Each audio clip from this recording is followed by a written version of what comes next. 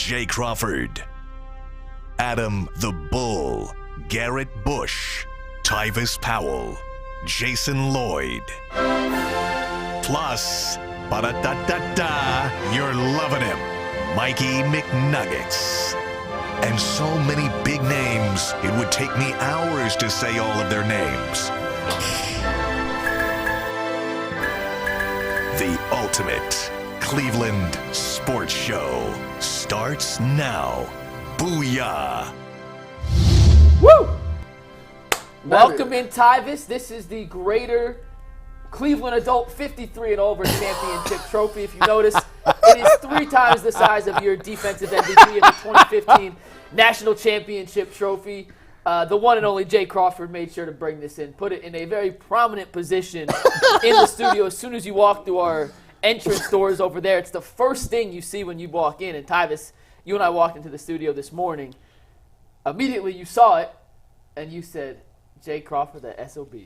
You know, it's cute. It reminds me of my Muni League one, for real. The one that I got when I was 9 years old. When I got defensive MVP, it looked just like that. It was that big? Yeah, it's about the same height and everything. So that's nice. No, shout out to you, Jay, man. You did something. You got you a championship. I respect what you did there. To be 53, I hope I'm able to still swing a bat and play football and do all the things that I love when I'm 53. So in all seriousness, shout out to you. And I have no beef with you, but my beef is with this man that's controlling the cameras. I got serious beef with that dude. So let's pull back the curtain real quick. We walk into the studio. Yeah, that's what you better do. And Director Steve was on one. It was just me, Tyvis, and Earl. Anthony's out sick this morning, so Earl's behind the glass. I'm in for Jay. We got Jason Lloyd. We have Tyvis Powell. We got a big show for you guys planned, but before we get into it, we got to talk about this beef between you and Director Steve. First of all, before you start, let's just take this time to give Steve a round of applause. Everybody, he does a great job. He does do a very good job. Because he feels Steve is mad at me. Okay, let me give y'all the scenario. Now shank him. Yeah, let me give y'all the scenario. So I'm sitting here minding my business. I sit here minding my business. Steve walks up to me and he goes, "Hey, Tyvis, I just want to let you know that I'm doing 3 sets of 10 in sit-up and crunches." I said, "That's great." And then I was about to say something about what I've been doing. He cuts me off. He says, "No, see, that's your problem. You always make everything about yourself." And I'm like, you didn't even acknowledge that I said anything. And I'm like, I literally started off my statement by saying, "That's good."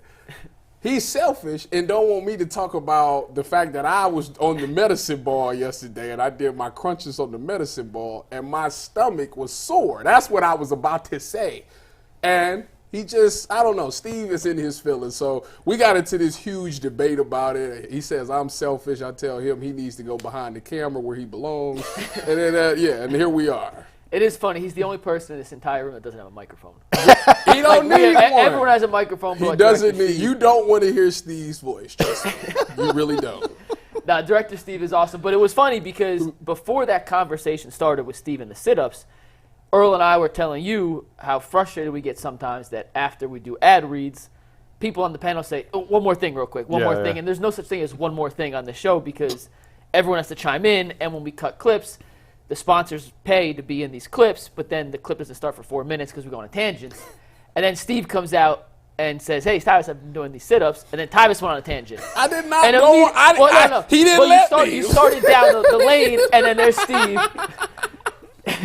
And there's Steve, who just starts going off on his own right about how Tyvis was about to go on a tangent, how Tyvis can't say one more thing. So it was a really full circle kind of moment here as we were getting ready for the show today. But Tyvis, I just hope any final words for Director Steve? Yeah, Steve, great what you're doing. You let me know when you get to 3 sets of 20. I'll be impressed. If you want to impress me, Steve, jump in the air and stay there. That's what impresses me. So before we jump in, I just thought of one more thing. I just realized. One more thing. And there we do. There we go. But we haven't done a read yet, so it's still okay. Anything before the read is fine. Steve's been doing sit-ups now for about a month, I would say. Steve, about a month, give or take. Steve's going on a cruise. Of course he is. We know what we don't know for sure.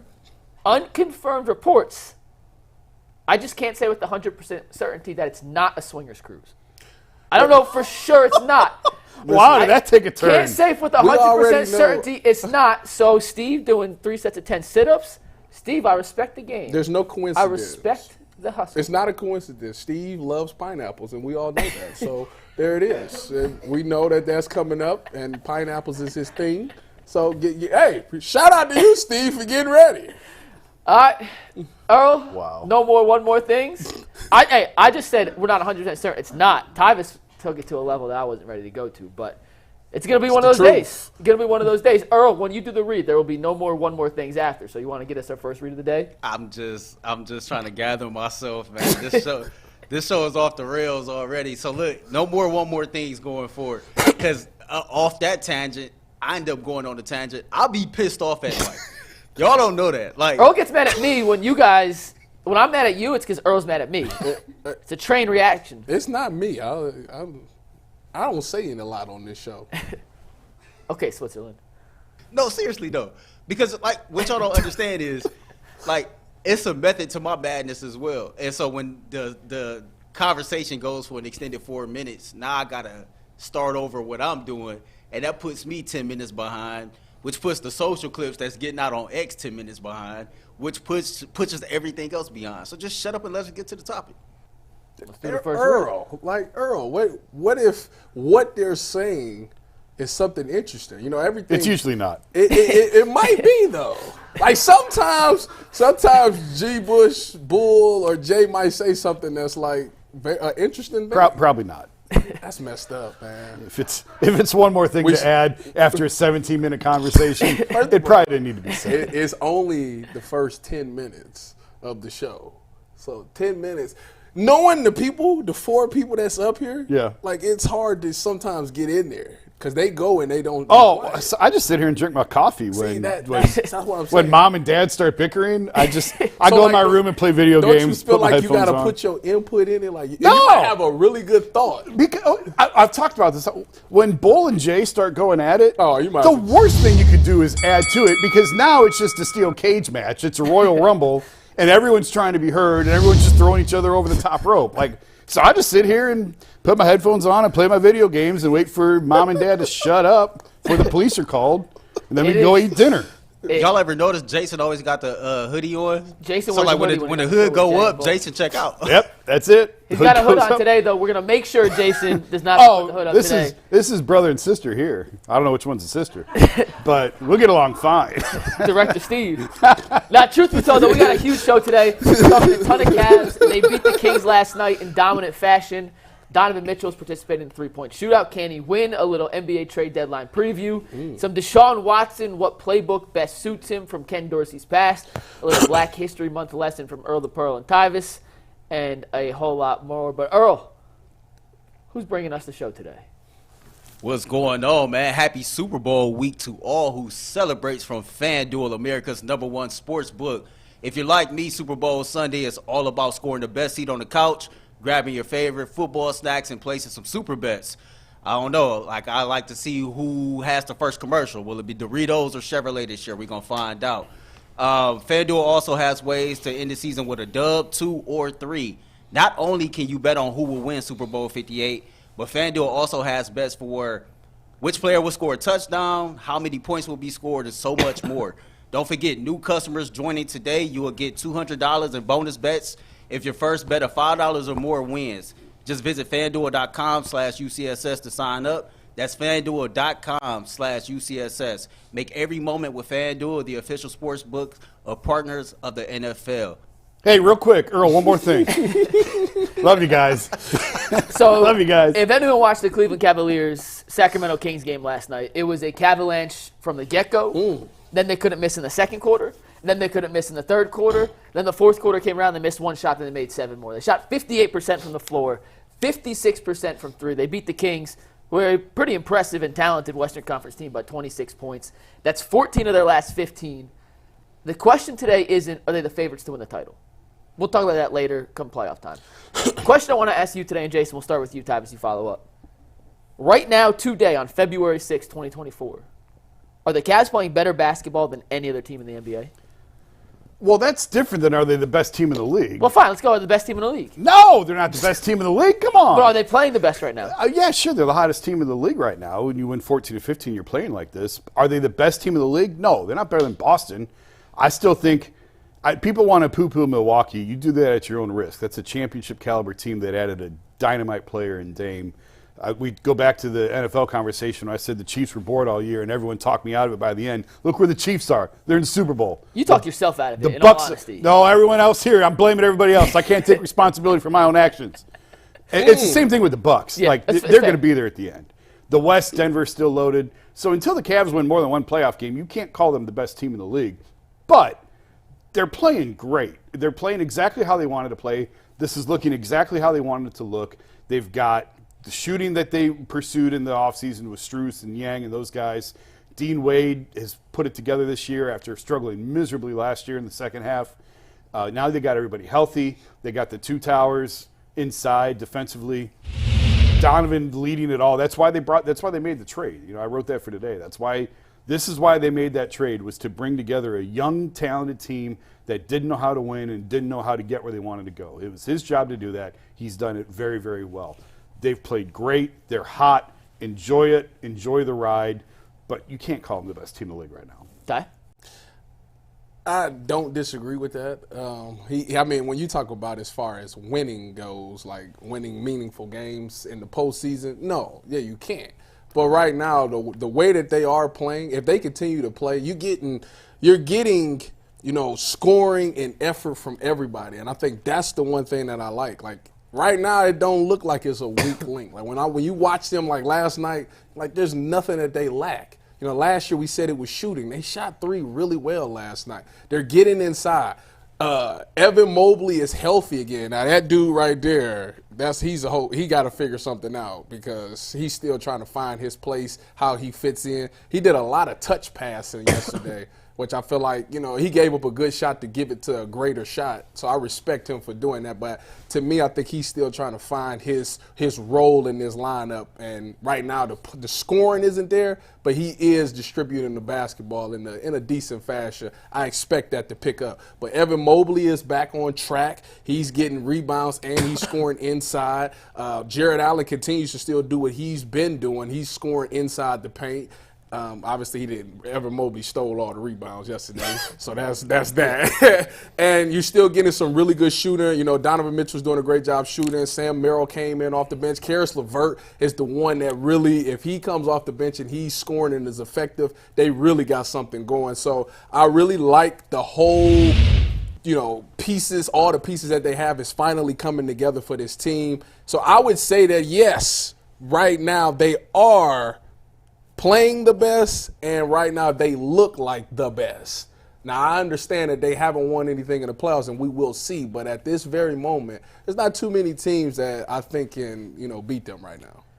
I think that's all fair. And to Jason's point, I would not pick them to win the NBA title right now. No. I don't think they should be considered the favorites to win the title, and I think there are other teams that are built and proven more in the playoffs than the Cleveland Cavaliers at the moment.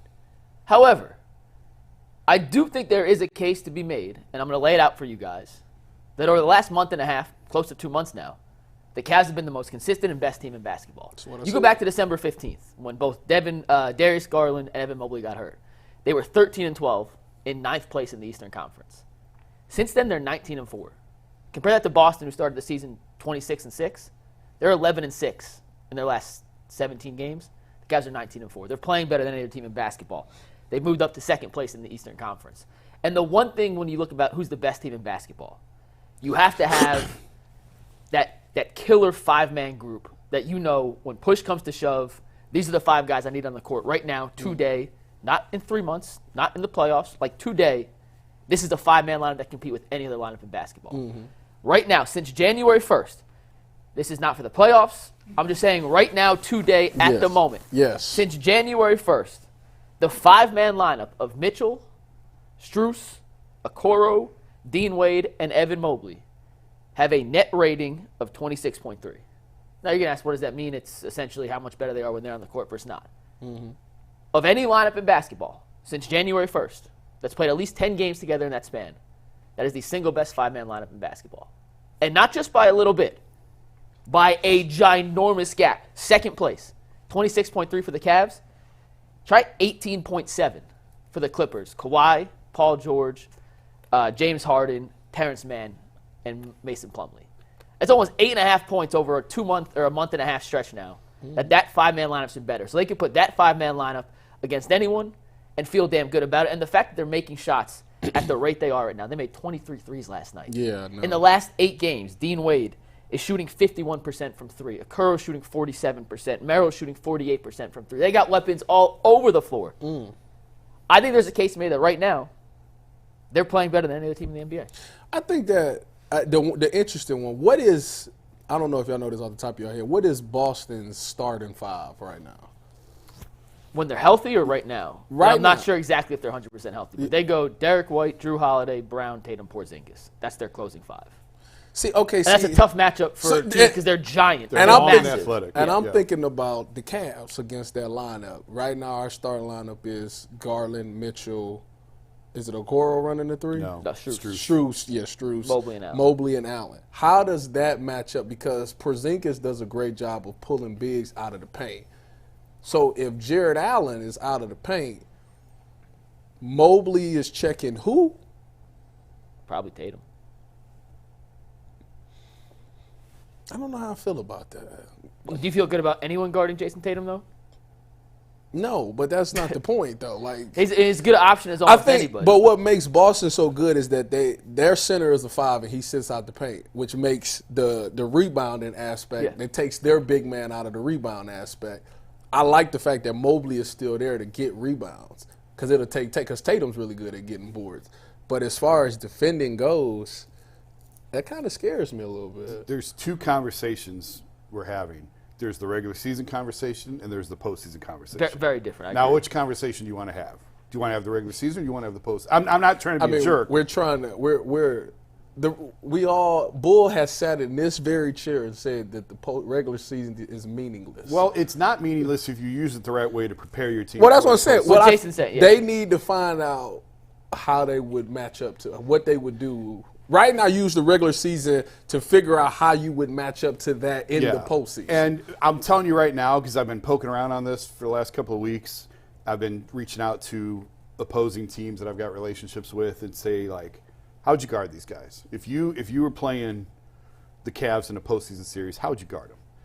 And a couple of the answers that came back were, we don't trust Okoro yet in a postseason series. Like, you're going to shrink off Isaac. The same way the Knicks played the Cavs last year is how teams are going to defend them again. Isaac has to prove it. He's shooting 39% now on catch and shoot threes. Don't matter.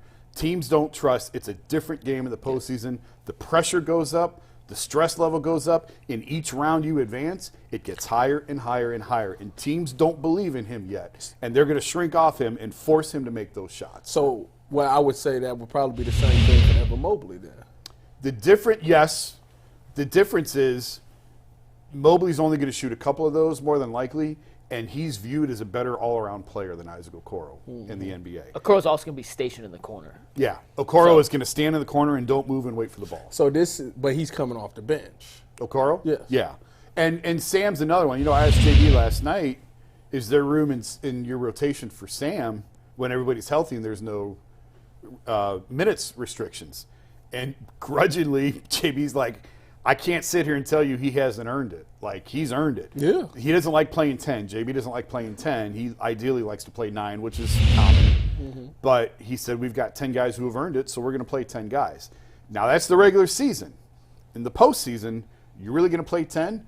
And I think there's a spot for Sam. He's shooting it. Every time he's out there, he's making 2 and 3 threes. It's crazy. You can't keep him off the floor, but you have to be strategic in when you play him in a postseason series because the game's going to slow down. It's going to become a half-court game. Yeah. And defensively, he's going to have to guard. That's what I was about to ask. How is he defensive? And he's deficient, but when you've got Evan and Jarrett behind him, it's easy. It cleans things up. And if you're playing pick and roll defense, or if you're getting beat, if you get beat off the dribble, if you're an on-ball defender and you know you're going to get beat, at least funnel him the right way. Funnel him the way that the defense is set up, and funnel him into those guys the right way.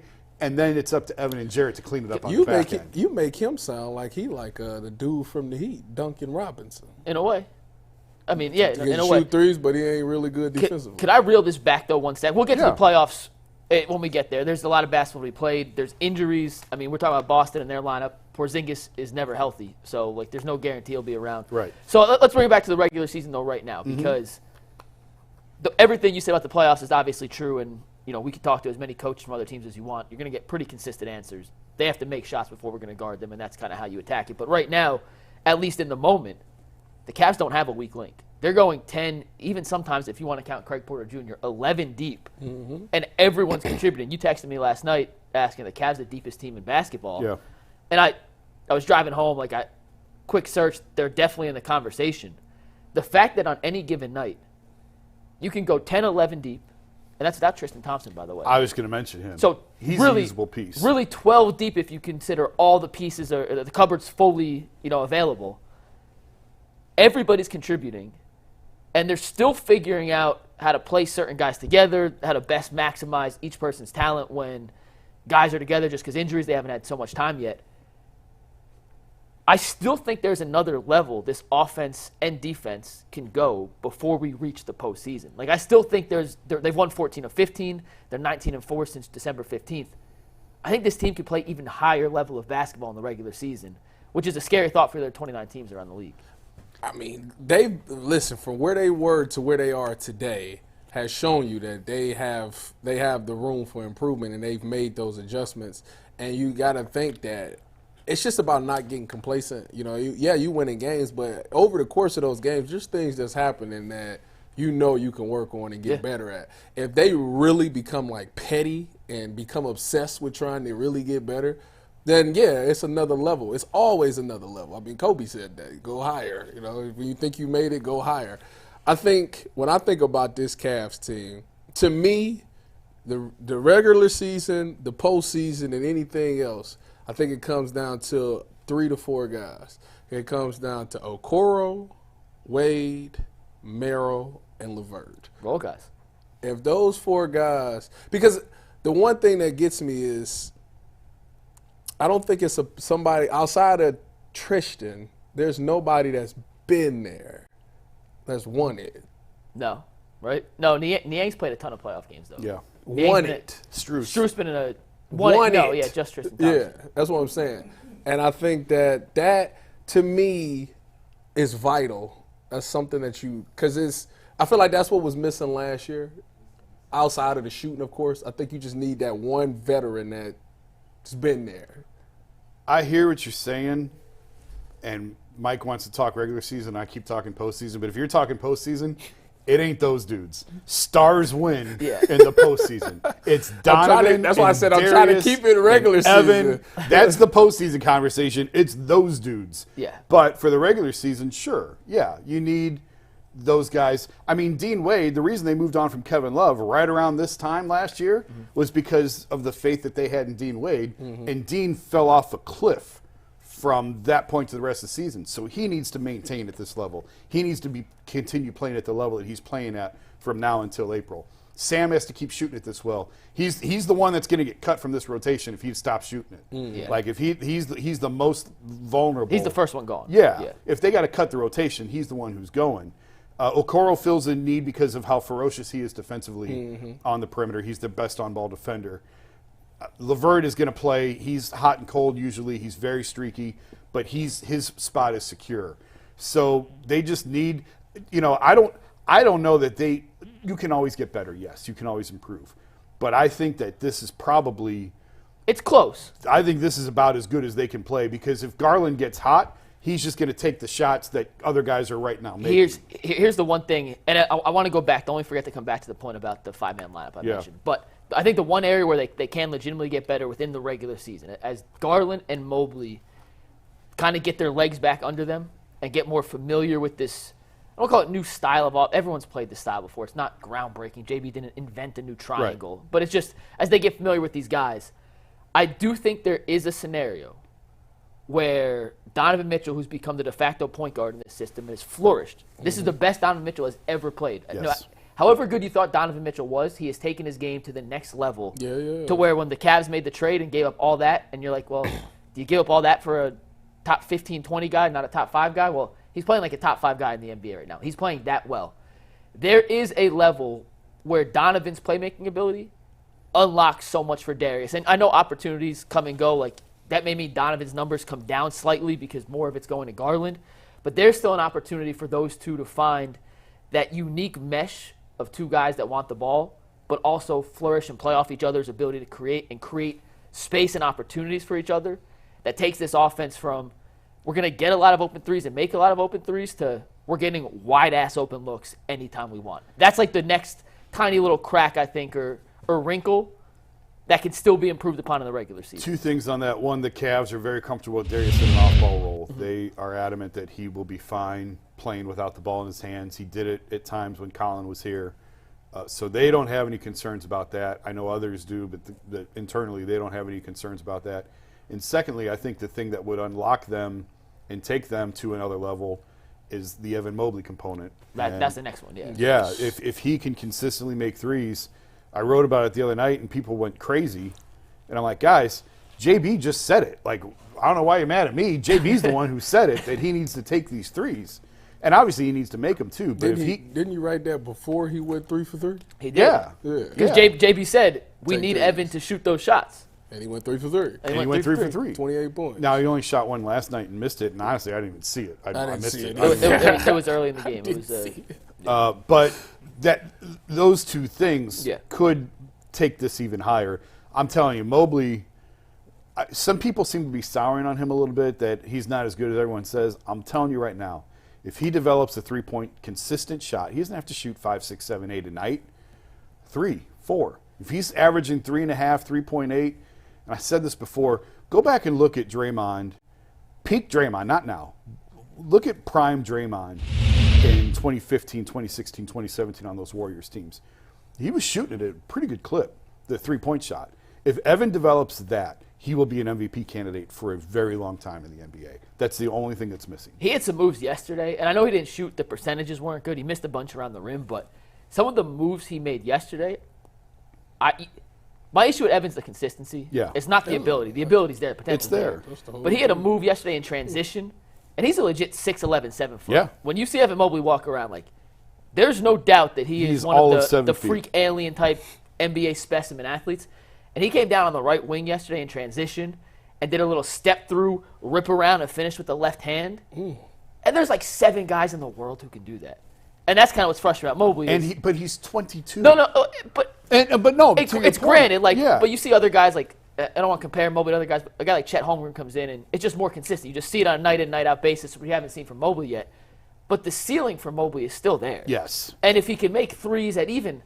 Jay asked the question yesterday, asked me, how many threes do you want Mobley to take? And I was like, however many they leave him wide ass open. I want him to take between 120 and 130 the rest of the season. That's fine. He asked, he was like, 1 a game, 2 a game, and I was like, well, if they leave him open 8 times, I want him to shoot 8 threes. Yeah. If they're guarding, I don't want him taking 3 threes. I like just if he's want him to contested. just shoot it. But shoot it if he's open, I mean, you don't want him dribbling at the top of the arc and trying to take his guy off balance. I'm talking catch and shoot. You Yeah. know, Donovan drives to the hole and kicks it to him, and he's there. Shoot. Don't hesitate. Yeah, Let it fly. Even when he went 3 for 3, it still was a slight hesitation on the shot. Now, and maybe that's his thing, and he got his. That's his form. He's a slow jump shot, but. And then I'm just like, just let it go. When I was talking to JB about it before I wrote that column, and JB said a lot of times he's processing the next play when he's got the ball, and by the time it processes, I should shoot this, he's out of rhythm or the defense is caught up to him, and he just has to be quicker with it. He just has to be catch it and go. Same thing when he catches it on a little pocket pass in the pick and roll. Yeah. Jarrett Allen's got really good at making these split-second, on-the-fly decisions to either kick it to the corner, take his own shot, or do whatever. Mobley has the ability to process, just has to speed up that tiny little bit. Earl, you had a question? Yeah, I had a question for Jason. So I've heard Brad Daugherty speak about Evan Mobley a lot. And this was maybe about a year ago that he talked about Evan Mobley's development and him being this unicorn and reaching his full potential. And he's somebody that believed that Evan Mobley doesn't have to develop this consistent three-point shot to reach his overall potential because he has so many different weapons in his toolbox or so many different tools in his toolbox that he can go to that makes him so lethal. Jason, to that you say what? I mean, I don't like disagreeing with Brad Daugherty, who's better at basketball than I would ever be in my lifetime. He knows what he's talking about. But just watching how the game is played today, I think he does need to develop a three-point. He needs to develop – he certainly needs to at least develop more consistency around the rim. His mid-range is even shaky at times. But I believe to be a top player in this league, the way the game is played today, the way bigs are expected to play the game today, he does need to develop that three-point shot in order to be – I'm talking the elite of the elite, top 5 franchise pillar in the NBA who's consistently – in the running for MVP talk. Now, Giannis is not that. Giannis He's ain't giving a Giannis shooter. credit. He's about to compliment Giannis. Hit threes. What you talking about? Giannis ain't a consistent three-point shooter, but he is so big and strong and massive. And Evan's never going to be that physically. I don't think. People didn't think Giannis would be because Giannis came in looking like Evan did. Yeah, but they knew Giannis had come from Greece and was undernourished and never had food growing up. Like there's a big difference than. But there's been a progression to Giannis from when he was 19, Yeah. building to where he is. Evan looks a lot at 22 like he did at 19. I don't know that it's going to come for him. I think he's always going to be a little bit smaller in frame. Go ask Giannis what he did. Giannis ate enough food for. I mean, if you haven't read Giannis's autobiography, one of the best. I mean, then you know he never had food till he was 19. I didn't read it. I audio booked it. Same thing. So you heard the story. Yeah. I mean, Giannis didn't have food. They used to have to give him snacks and stuff, and his teammates would bring extra food for him, and he would always decline and then lie and say he ate and stuff like that. Sad. Wow. Yeah. The videos of him pre-draft were grainy, incredible. Yeah, and like 2 dribbles. I've never seen anything like it. And the Cavs missed badly on Giannis. That was the Anthony Bennett draft. And I talked to people who looked at Giannis and said, I mean, maybe he's a second-round pick, but I wouldn't go any higher than that. Nobody was high on him. It was 15th overall, right? 13, I think. I think the Bucks got him at 13. Anthony Bennett, Victor Oladipo. C.J. McCollum, Porter Jr. Otto Porter Jr. was the 3rd pick that year. Otto, yeah. That's Otto a bad draft. Yeah, I mean, Giannis saved it, but that's a bad draft. That was one of the worst drafts ever. Earl, last thing, because we brought it up, then we'll move on to the next topic. But we talked about the 5-man lineup earlier. I talked about the Cavs 5-man lineup that's been the best in the NBA in the last month and a half in the regular season. I don't think that's the closing lineup in the playoffs. I do think at the end of the day, Darius Garland has to be in the 5 Absolutely. to close the playoff game. Like, I think that's a non-negotiable. He brings stuff, and to your point with the teams laying off Okoro and Mobley and other guys, the one guy in the playoffs last year who didn't piss down his pants was Darius. Yeah. And we know when push comes to shove, and when he gets his legs back, I think we'll see more of it. Yeah. He is a legitimate secondary, or first, depending on the team with the Cavs with Mitchell, he's secondary. Secondary playmaker they just don't have in anyone else on the roster. I understand that 5-man lineup right now in the regular season works and has been good as any lineup, but come postseason time, DG has to be in that 5. I think what you just said was outstanding. I think when you think about last year, because that's where Cavs fans are. We can't get – it looks good and we're enjoying it, but we've seen this before. We've seen it just last year. Yeah, there's a ceiling. And we've seen what they did in the postseason. I think last year was the true tell that there's a difference between the regular season and the postseason. And for this – So did he. Not you, but I'm just saying. Yeah. Okay, yeah, I was going to say, yeah, just talking about, I already know that. Anyways, I think that it was just so many people that didn't show up, and Darius did. So I think that kind of, right now, Darius is looking like, okay right now because he's coming back. But I think once he figures it out and figures out his role, he does know, like, when they come push us up, if you give me the ball, I can get us something. And that's important moving forward. You have to give people an opportunity to fail and grow and learn from it. And you hope that that's what happened last year. I don't remember Darius playing as well as you guys say it. I think he had 1 or 2 good games, but he also had some games that were absolute clunkers in there.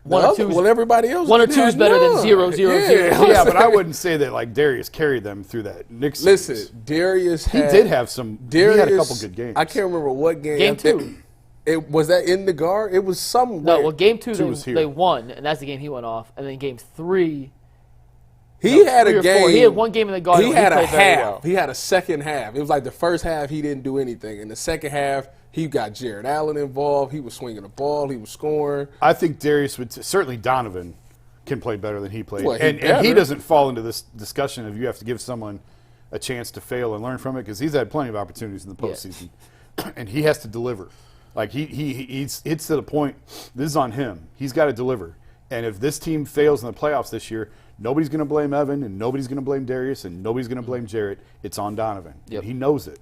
But the other guys, Evan, Darius, even a guy like Dean, Isaac Okoro, these guys that got there for the first time and went through it, you have to give them an opportunity to fail and learn from that and come back and be better. And if they're not this year, a lot of people are getting fired and traded. If they flame out again, people are getting fired and traded. But you have to give them that opportunity to learn and grow and put to practice what they learned last year. Well, 10 seconds, then we can move on. I think the best thing they did was get Tristan Thompson because last year they got bullied inside. Yep. At least Tristan, even if he isn't on the floor, he can get the fire out of them. I think that veteran move was perfect. And Niang and Strus who both played a ton of deep playoff minutes. Earl, what's up? All right, man, that was great. So before we move on to our next topic, I just want to tell y'all about a conversation me and Mike had the other day. I hit Mike up. I said, hey, bro, I think I want to go see the Cavs-Kings game. Wanted to show Jawad Williams some love and support for being a local Cleveland dude that's on the Sacramento Kings coaching staff. He was like, hey, go ahead and download, the Game Time app. So I did that. And they had a lot of last-minute tickets, flash deals, zone deals. So if you go download the Game Time app, create an account, and use the code LOCKED ON, you get $20 off your first purchase. Again, that's code LOCKED ON. So the next time you try to go see the Cavs, use the Game Time app. And they give you view from the seats. They tell you the final price, so you not see a ticket price. Then they add $30 on for fees.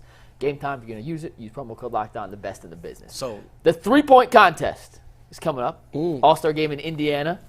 And Donovan Mitchell will be the Cavs representative. There's no rule that says you can't have two players from the same team. Milwaukee has two, Dame Lillard and Malik Beasley. But Sam Merrill turned down the opportunity to be part of the three-point contest. Wait, you think that's true? I'm pretty sure he was joking.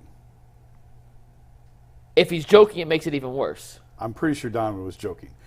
Why would Sam Merrill? I was at the game last night. I thought Fedor had a quote from Sam saying he wanted to spend time with his family. Oh, well, I thought I was not in the locker room last night. When Don talked about it, I was in the workroom writing. But I took what Donovan said as a joke. But maybe it was. No, but pull up. If Merrill really passed on the opportunity, that's shocking. I thought I read. You don't get those opportunities very often. Earl, pull up Fedor's article and see if he had a quote from Merrill. I could have sworn I read it like that this morning. I thought he was joking. Well, I heard what Mitchell said. Yeah. But I thought I read from Well, Fedor what did Mitchell say? that he wants to spend time with his family. Oh, that Sam wants to spend Sam time. wants to spend time with his family. He passed up on it because he wanted to spend time with his family. Huh? But I thought Fedor in his article talked to Merrill, and Merrill said the same thing. Is his family from there or something? No, it's from Utah. Oh, I don't know.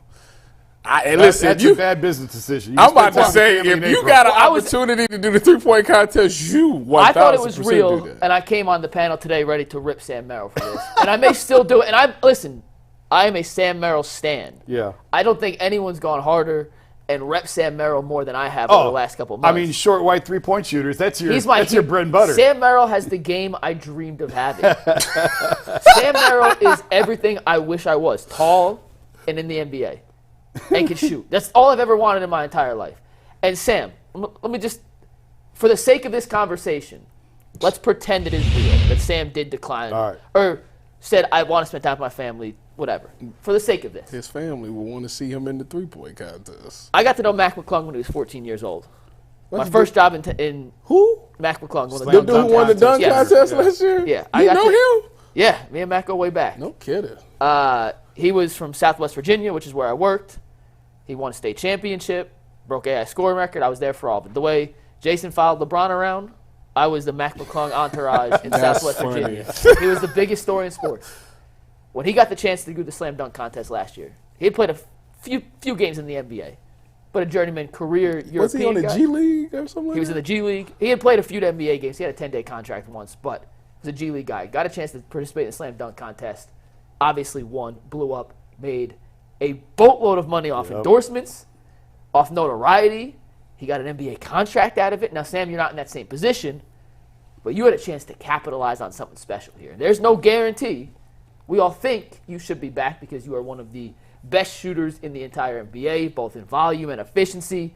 And I hope what I'm saying is true. And Earl, did you get the quote? Is it real? Did you find it? Please tell me. So I've been searching. I didn't see anything from Chris Fedor. I'll send you the article. I don't have the. This is per fearthesword.com. This is a quote. Donovan Mitchell will be participating in the three-point competition, but he isn't his or his teammates' preferred option. This is from Donovan Mitchell. Sam Merrill didn't want to do it. I tried to get him out, but he just wanted to chill with his family, so I figured why not go out there and win it for him.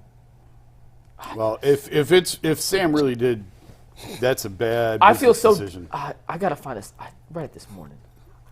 Anyways, You could talk about Sam Merrill. I'm disappointed. If you did have the opportunity and didn't, I'm disappointed. If that's not true, I still love you, man. You're my guy. that's funny. That's funny. No, I just if he turned it down, first of all, maybe he just big and family. I think your family will want to see you in that light. You know, you're going up against some big time names, and you can outshine them. Like, that's something nobody can take away from you. To say that I won the 3-point shootout, like, it's all good and fun, but it means something to some people. So I think that you kind of did drop the ball if you did decline. I hope that it was just a joke. I would be surprised if the league invited him, quite frankly. Go ahead, Earl. There's more, though. There's more. This is what it says. This is what the article says.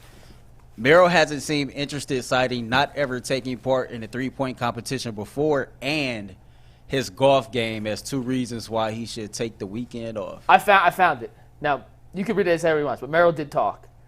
When campaigning to try, this is from Chris Fedor today in Cleveland. It's by Ethan Sands, excuse me. Ethan Sands, Cleveland.com today. That's why I was looking on Fedor's timeline. I couldn't find it. That makes sense.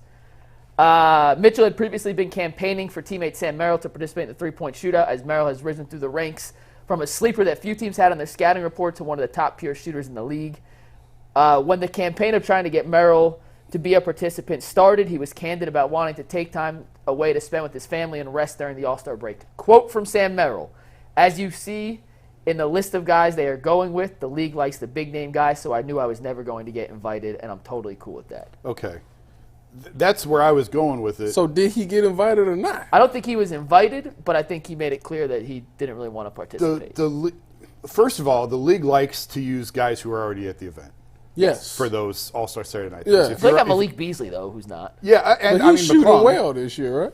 Beasley is, yeah. But the stars won't do the dunk contest anymore. The dunk contest, a joke. I know you love Mac, but it's Well, he should have been in it. I mean, It's a joke. yeah, he should have been in it. But the bigger name players still enjoy doing the three-point shootout. So it would be really unusual for the league to bring in this guy that is really an unknown who has he's been in the Cavs rotation since the end of December, really, and that's it. It would be an odd fit for the league to invite him in the first place. If they did invite him, he'd be crazy not to go. But it's more, that event is more for the established elite shooters in the game, guys who have been doing it a little bit longer than someone like Sam has. Now, if Sam was a dunker, he'd be perfect.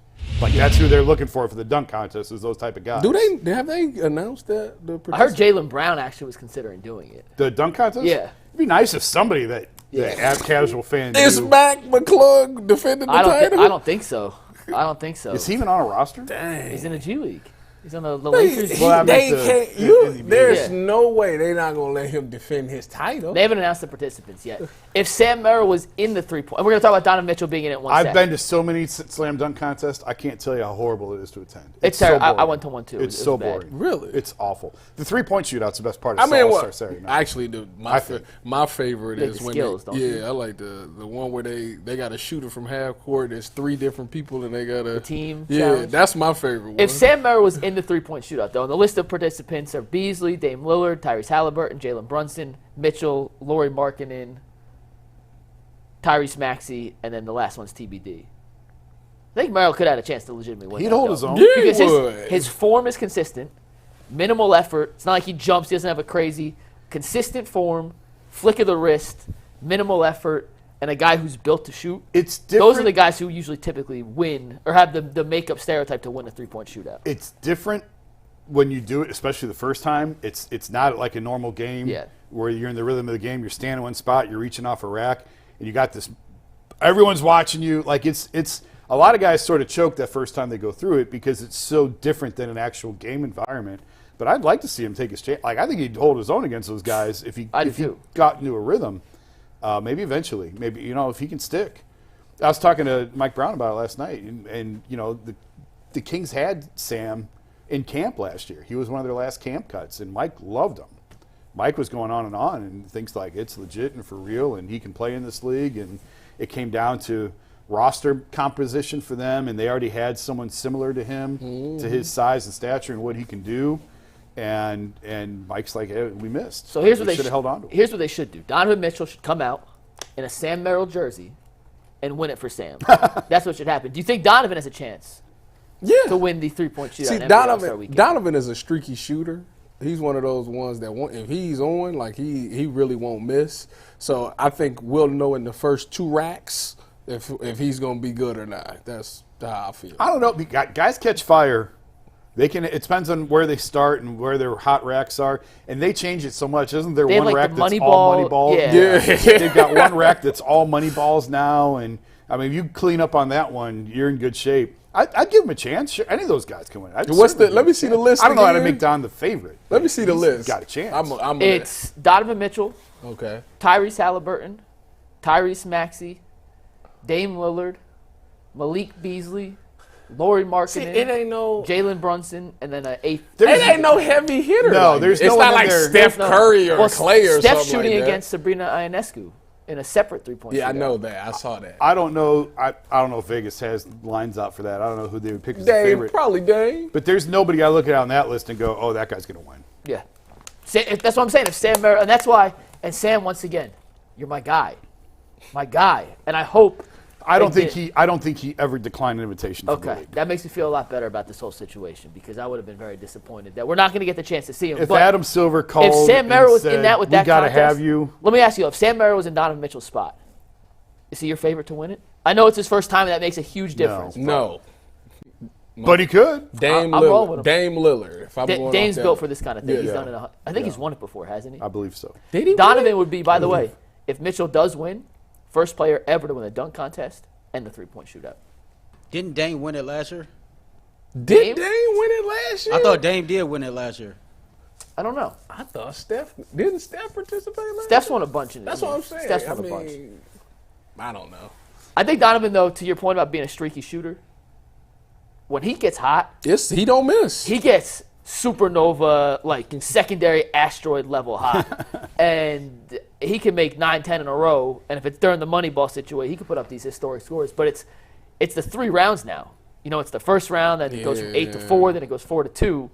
And it's tough for a streaky shooter to stay hot for 3 rounds when you get a minute, then you sit for 30 minutes. Then you get another minute, then you sit. So I don't think he's a favorite, but he absolutely could win it. Was it like that Absolutely. when Larry Bird and them was going No. through? They've changed the format They've changed so a many lot. Was it times. just one round back then? No, it was No. always 2, but wasn't it just the top 2 scores, and then there was a final round?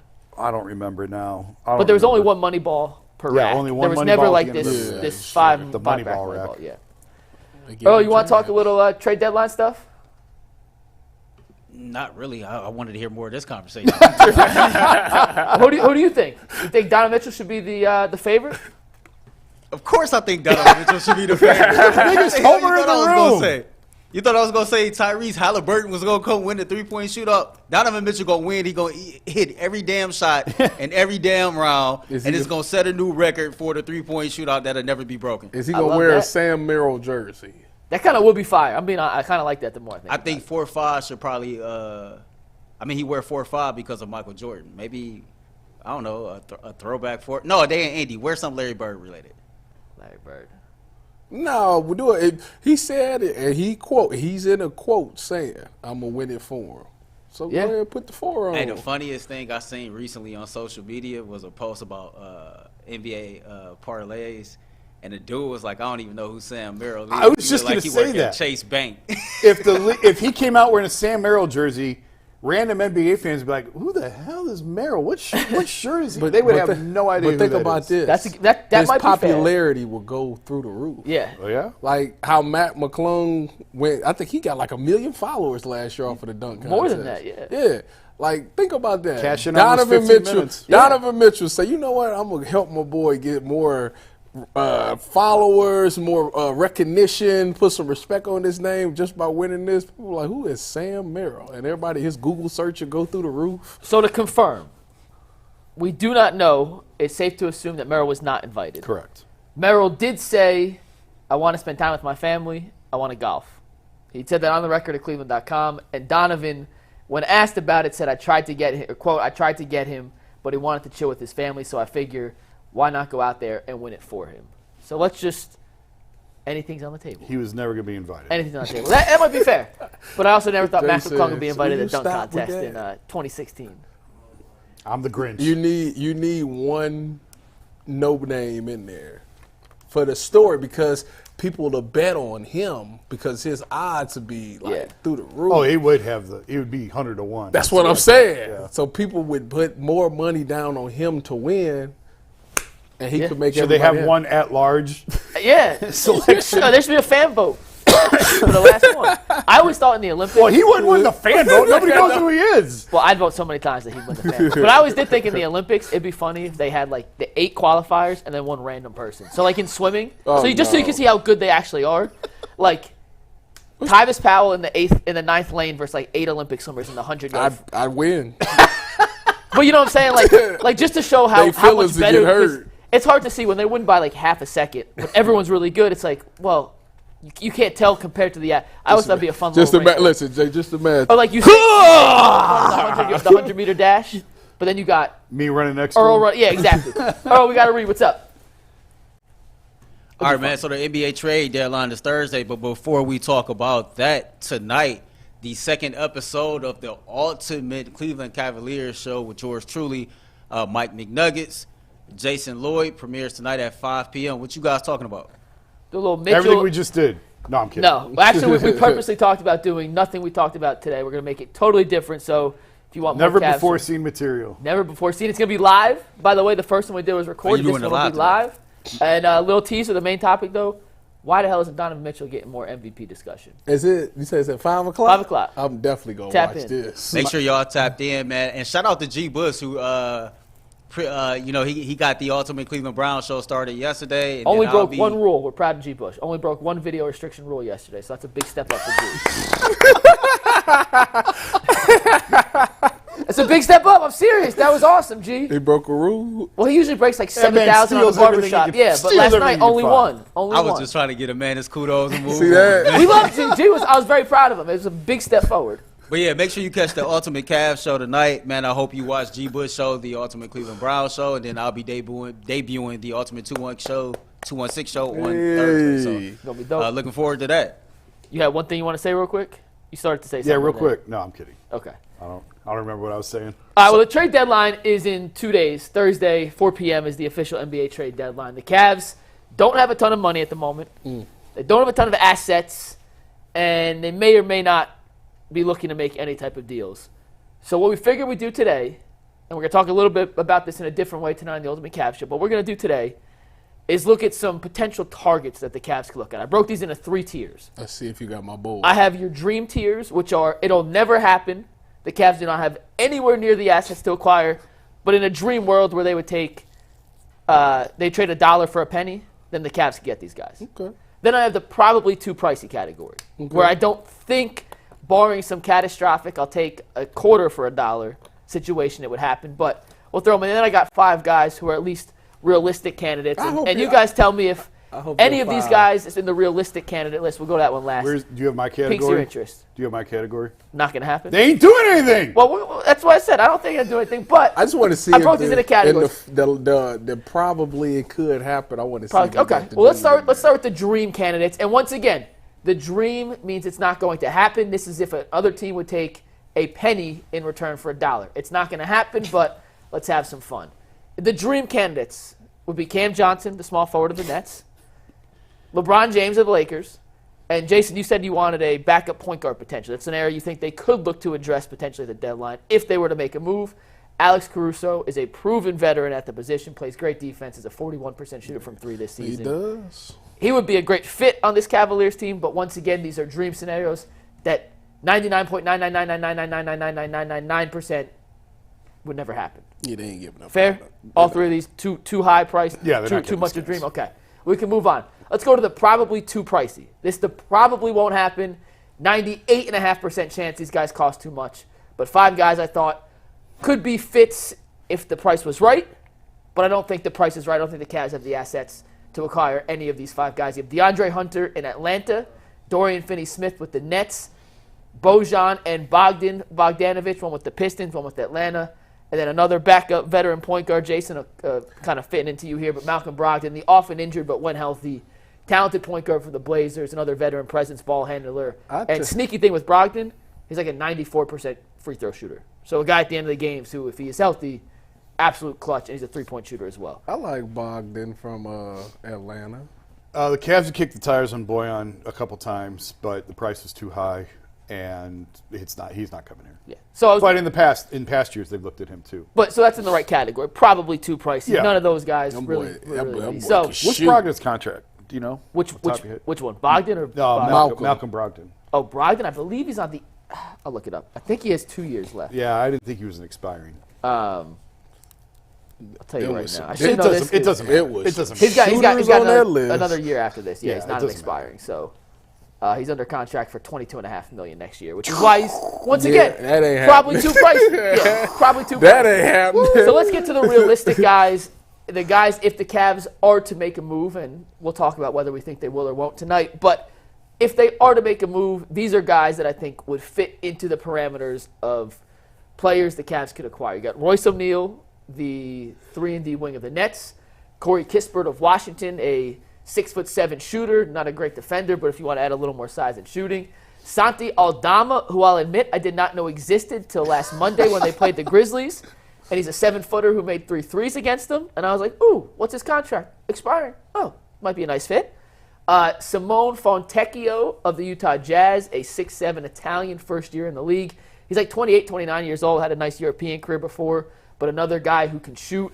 And I actually kind of like his potential. He may not be a rotation player this year, but a guy I think who could play later than Sadiq Bey of Atlanta. Atlanta's just kind of blowing stuff up if they want to. They have the ability they got to. everybody on their block. Yeah, well, that's why a lot of these guys in the Nets, too, had a guy in the realistic, the probably too pricey, and the dream scenario. So these are 5 guys I think, theoretically speaking, if the Cavs were to make a move, they could acquire with the assets they have, and they fit money-wise. But do any of these guys on this list right here, do you think they move the needle at all for the Cavs? No. Or any of the immediate upgrade? No.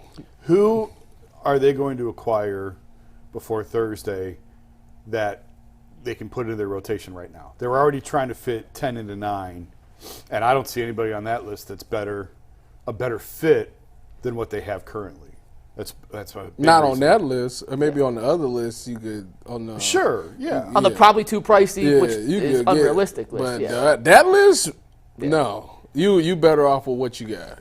I look at the Cavs roster, and they do have some pieces if they want to make moves. Like, you could, theoretically speaking, package LeVert and Wade and some second-round picks to make a $20-ish million contract work. I hear everybody high on the Coro now. Well, that's the other part of it. You can go a Kuro. If you're not planning on re-signing Okoro, then you could dangle him now because he's up after this year. But that's such qualifying offer next that's year. such a vital defensive piece. Well, that's the thing. Like, You're not going to get something without giving up something. I agree. I Yeah. mean, but I think he's done enough. it depends on the piece. He's improved enough as a 3-point shooter to at least give him the opportunity. Mm-hmm. I'm just telling you, teams aren't going to guard him, and he better make those shots in the playoffs. Would you trade him? No, because I think your window is right now. Mm-hmm. You got to win right now. Yeah. And I think what he provides, what he gives you, is more than what you're going to get back for him. Even on them 2 prices list? But the too pricey, Okur doesn't make a lot of money. He's It's on his the rookie issue. deal. Yeah, He's on his so rookie deal. if you're going to get one of those guys, Oh, yeah, never mind. he's going in a package with LeVert. Right. And so that's what it's. You got to think money and assets. It has to work both ways in the NBA. And the Cavs are close to the luxury tax, so they're not going to be able to take in money unless they match it or come close. I forget the exact rule. Is it 15%, 20%? They've got $3 million right now under the tax line, and you don't want to go into the tax now. Like that's the worst thing. They're not going to. You're not going to go over. I wrote that you don't want to go over the tax by $10 or $100 or in this case $1 million. If you're going to go into the tax, go into the tax. Yeah. Start the repeat offender clock. Do it over the summer. Get a big time impact player, like that sort of thing. You don't go over to the tax at the deadline by a couple of million to add a guy who may or may not fit in your rotation in May and June. That doesn't make any sense. The way I looked at this was, if there was a guy that I thought they could realistically acquire, financially and asset-wise, that was a definitive upgrade over their top 8, I'd consider it. Mm-hmm. I can't find anyone who makes sense in terms of the money, asset, return value for what you're giving up that is a definitive upgrade. And I don't think it makes sense to dip your toes in the tax or give up on a guy like an Isaac Okoro, who is obviously young and promising, or even a guy like Dean Wade, who I think, despite the numbers not being exuberant, is crucially valuable to the makeup of this team. Oh, I'm going to tell you That's right an immediate upgrade. I just don't know who that player is I'm comes in and immediately says, oh, yeah, we have him now. That changes our ceiling. I'm going to tell you right now, you better be glad that Garrett isn't on this set right now. Because if he was, he would tell you we can't afford not to give up, not to get none of these pieces. That's what he'd tell you. And Garrett, I'm speaking. G. Bush, I'm here for you. You want to do your best G. Bush impression? Listen, who? I watched this same team last year lose in the first round of the playoffs. Ain't nobody, listen, we got all these guys. We done developing. It's been cool. Dean Wade's been cool. Sam Merrill, cool story. I told y'all about Sam Merrill. But listen, that ain't getting it done in the postseason. Listen, these guys said the lights was bright last year. We got to get us some dogs in here that we know can win us games. I trade everybody. I trade the whole team and give me some big-time players up here to get us going. Because if we don't get to the championship this year, we already might lose out on Donovan Mitchell. So we might as well go all in on this year anyways. Forget the tax. If it don't work, if the Donovan Mitchell deal don't work out anyways, Kobe getting fired. It's not his responsibility anyways. So go all in on this thing and go get you one of them. You know what you should go get one of them dudes that Mikey said we can't even get. That's who you should go spend all your money on. That's what G. Bush would tell you. Can I add to the G. Bush thing? Go ahead. All right, fellas.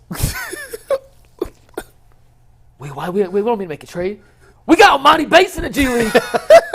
And in 2 months, he gonna be averaging 23 points a game in the NBA. He was shooting 62% from 3 and 39% from the floor. He got all his games in the NBA still. He don't need to play defense. That's what Evan Mobley's for. That's what Jarrett Allen's for. That's what Isaac Curl's for. He was standing in the corner, whack, 3, whack, 3. Ooh, Monty Bates dance, whack, 3. Just call him up. Sorry, I don't know why that's my G. Bush impression. I don't know where that came from. Sorry, G. Hey, you want to add on? You got a G. Bush impression? I got some more questions. So I said this yesterday, Jason. Internet went crazy. First of all, everybody think that everybody at UCSS, we don't know nothing about basketball at all. Me, Mikey, Jason, Tyvis, Jay, Bull, and G. But I've heard Jason talk a lot about this team has all the pieces. They're just young. They need to grow. Do I have that correct? Yeah, I mean, I said earlier, you had to give them an opportunity to fail and learn from it. They failed last year miserably. It was terrible. All right, so now you got to give them a chance to learn from it. So I'm tying this into a few more points. Mike, you pointed out, you had the data to back it up, that the Cavs' best lineup is what it is. You had the plus minus, etc. It's the best move for the Cavs internally, trying to figure out how to create a second lineup as dominant as the lineup that you put together. Like, instead of going to trade for somebody, it's the best move, taking all this depth, all the pieces that you have, and trying to construct a second lineup that's just as potent as the lineup that you talked about. No, I mean, I still think at the end of the day, the Cavs at their peak, especially in the playoffs, when the biggest difference in playoffs and regular season is A, pressure, and then B, teams scheme game by game for you specifically. When you play 82 games in the regular season, Jason, you probably actually know this better than I do. You know, you're playing back-to-backs, your scouts, you're playing basic defensive principles for the most part, and it's not specifically game plan and tailored night in, night out to stop a certain team. And that's why I think it is crucial for Darius Garland to get back to the Darius Garland we've grown to love here in Cleveland, because when him and Donovan are on the court together, that's two guys who can create out of nothing. And without Darius on the floor, it's Donovan create and everyone else space and shoot, which has been utterly unstoppable since January 1st. But there are ways to stop that when guys aren't shooting 51% like Dean Wade is, 47 like these guys can't shoot. They can. I don't expect them to shoot that well in the postseason. So I think you need that secondary creator on the court. And that's why I think Darius Garland, when it's all said and done, is a non-negotiable in the Cavs' closing five. Their starting lineup is their lineup for the playoffs. Like those 5 guys are going to carry the bulk of the minutes. When you get in the playoffs, and the deeper you get in the playoffs, the tighter your rotation gets. In the first round, he's not going to play 10. You play 9, you trust 8. Ideally, you get to the second round, the third round, you're playing 8, trusting 7. You get to the finals, you might be playing 7, trusting 6. So, and by that, like the 7th guy or the 8th guy or whatever is playing 8 minutes. You know, that end of the first quarter, start of the second quarter type thing, and that might be it, unless somebody gets into foul trouble.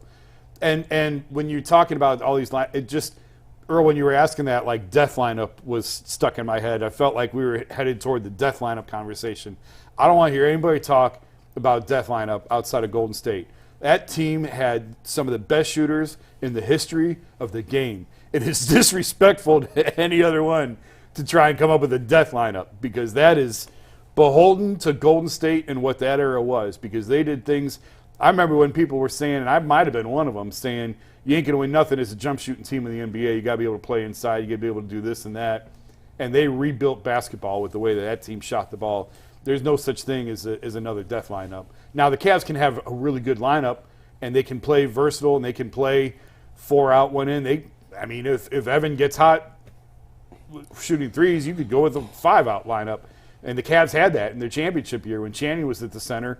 They were playing 5 on the perimeter. And teams, Mike Budenholzer was in near tears on the podium after games in that Atlanta series, like, anybody got any ideas what to do? I don't know what to do with this team. And the Cavs aren't at that level yet, but they've definitely got some terrific shooting. I got a question for you. Last year, you were saying that JB makes his guys play defense for 82 games or whatever it is, and by the time they got to the postseason, that their legs were tired. No, I said that the Cavs play hard every single night, and not a lot of teams do that. Very few teams do that, and they take games off, they take quarters off, and the Cavs from a couple years ago, that's how, before Donovan got here, I think that's how they won a lot of the close games. They just outplayed other teams. They just played harder than other teams. I don't know if necessarily their legs were shot by the playoffs last year. I just think that they were overwhelmed by the Knicks. It was a bad matchup, and they were overwhelmed by the moment. And nobody plays more minutes or plays 82 games harder than the Knicks and Tom Thibodeau. Yeah. Like, Tom Thibodeau runs dudes into the ground. Yeah. So it's a bad comparison to look at. And I'm not saying it's your fault, but like the Cavs may have played a ton of defense and a ton of minutes last year. No team played their starters more minutes than the Knicks, and they didn't look worn down. Right. So, right. it kind of goes both ways. Well, the only reason I was going to say that was I was going to say, since if that was a thing, usually the first time you experience that, your body isn't used to it. Yeah. Would they be better off this year because their body should be kind of used to it? Well, the luxury of playing 10 is you can really manage the minutes. Donovan's probably a tick or two higher than he's still playing. He's not playing as many minutes as last year, but only by a fraction. Last year he played the most minutes of his career, more than he ever did in Utah. And there was some grumbles about he was playing too much and playing too many minutes. His minutes this year are very, very close to where they were last year. He could probably stand to come down another tick or two, but everyone else is right around that 33-minute marker. So no one's really, because when you can run 10 deep, you can really manage everybody's minutes and you can keep them down to where they should be fresh. And I would expect Donovan's minutes to come down slightly now that Darius is getting healthy, and they could stagger more of the primary ball handler, point guard situational roles as they go forward. So to put a bow tie on the trade deadline. But also, yes, you can bring his minutes down, but also using the regular season to build good habits for the postseason. Donovan and Darius have to play together. Yeah, they got to figure that out. I didn't mean full stagger. Yeah. I just meant there's times where you can trade off. And Donovan, when he was playing when Darius is out, I don't want to call them hard minutes versus soft minutes, but when you're the primary playmaker on offense, there's not really a time you get off. Right. There are possessions Donovan can take off if him and Darius are on the court, where Darius becomes the primary playmaker. Donovan kind of stands off in the corner. So it's a less hard, I don't know the right word. You know what I'm trying to say, though? Like it's a less taxing minute total. So to put a bow tie on the trade deadline potential. It ain't happening. We all in agreement? It probably ain't going to happen for the Cavs. Earl, what's up?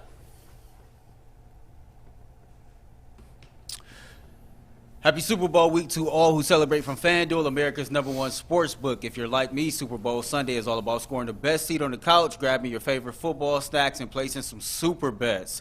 FanDuel has so many ways for you to end the season with a dub, 2 or even 3 of them.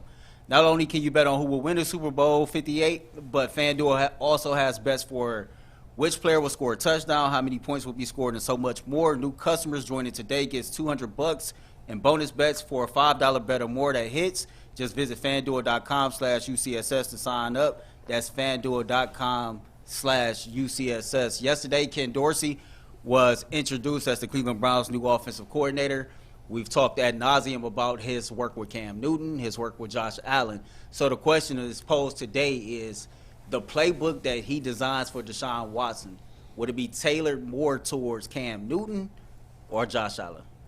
Tyvis, you want to start us off? You weren't here yesterday. Well, the thing is, Deshaun isn't Josh Allen nor Cam Newton as far as size-wise and running ability. Like, don't get me wrong, Deshaun runs the ball and he's great at that. But at the end of the day, he wants to be a passer. He runs because he wants to keep the chains moving. Those guys did it because they feel like they got to put everything on them and they just wanted to make those plays. I think that it's. If you're asking Josh Allen or Cam Newton,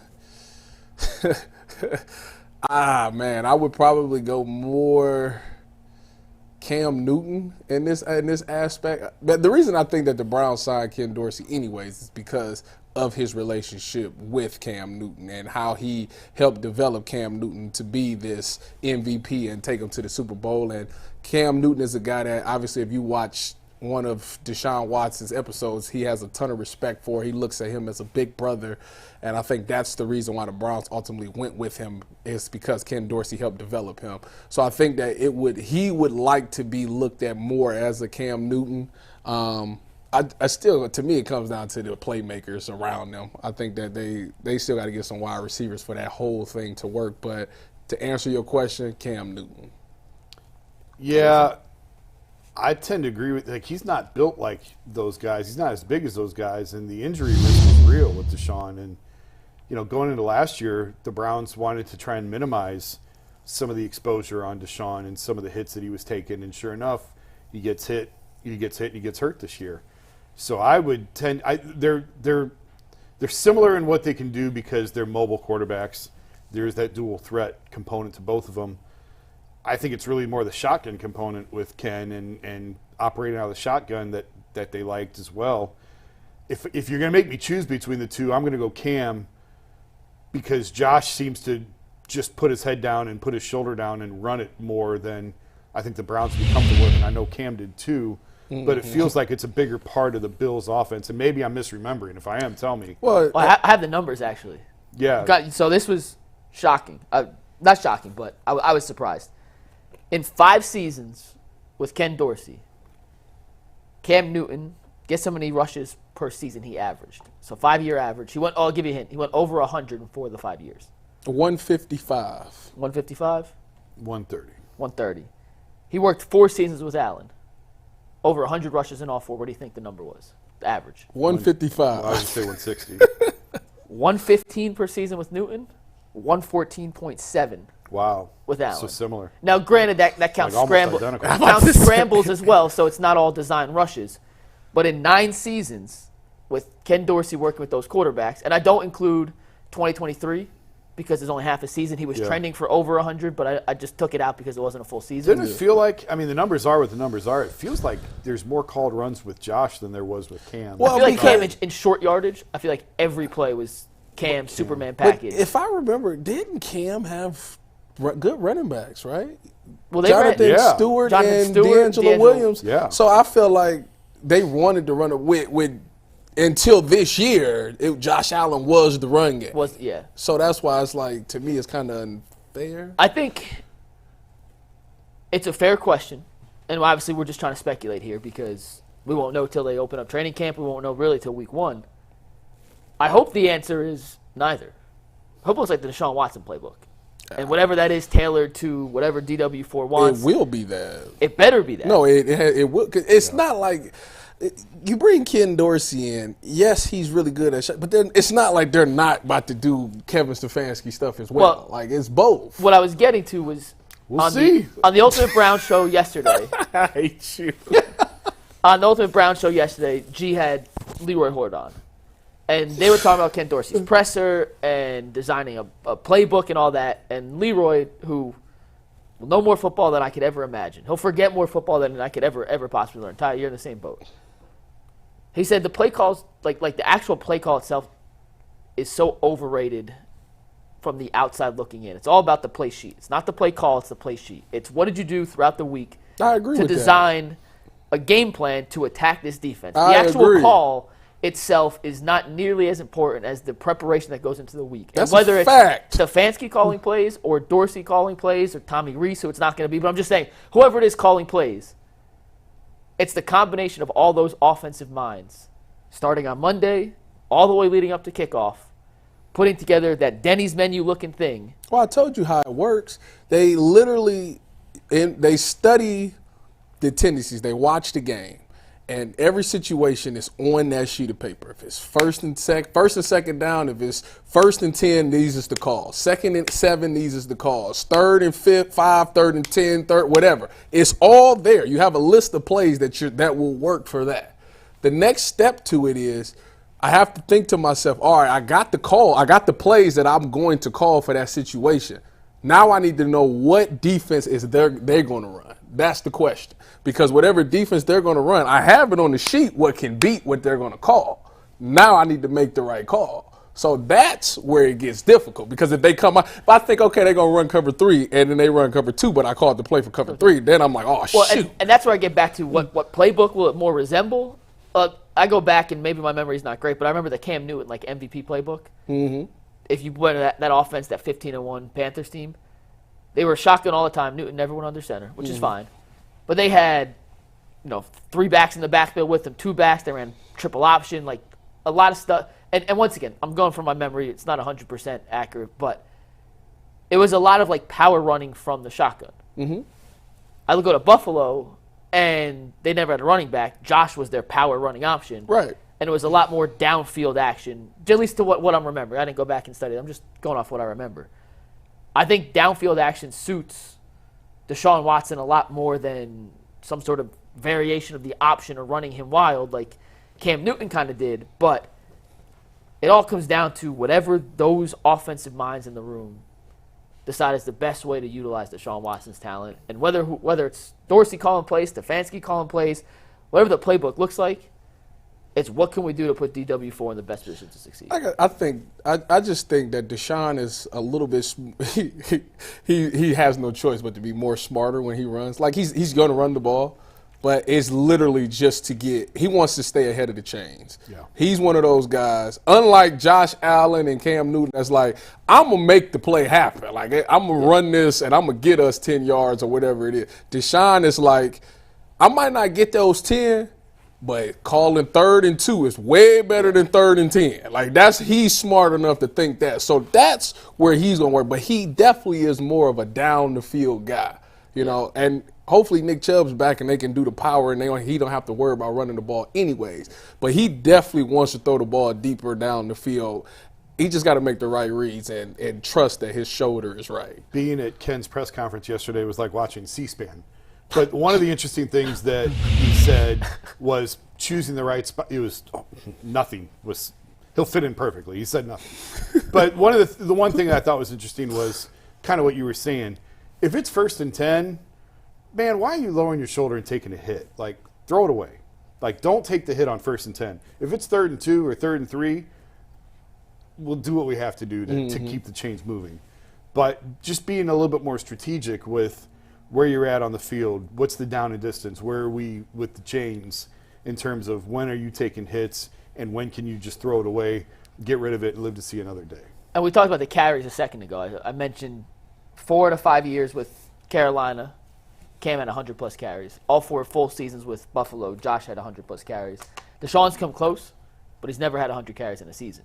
So asking him to do, if we average out to 100. And look how many injuries he's already had. Now, he had 99 one year, so, just shy of it. But for the majority, he averages 83.5 If you carries telling per me, season. if you telling me Deshaun coming back from this shoulder injury, he'd have put on 30 pounds. Okay, we might be able to talk about something. But if you talk about that dude that y'all just showed on that picture, he better get down. To the If he put on downfield, 30 pounds, he's on my diet because he ain't got the frame to carry. He another better 30 get pounds. down. to the downfield passing game too. I was looking at both playbooks, and once again, I'm just going off numbers. I don't remember watching every play.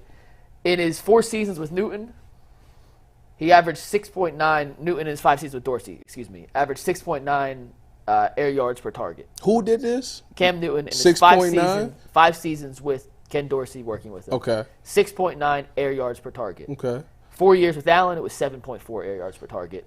In his career, Watson's at 8.3. And that's because 1 year was significantly down. When he threw for all those yards in 2019, Yeah. it was up to 8.9, almost 9 yards a target. So if we're picking to answer the question, Newton or Allen, which playbook, I would tend to lean towards Josh Allen's playbook. Well, the difference between who do you remember as Cam Newton's receivers? Who was his big time receiver? Massaquoi, wasn't it?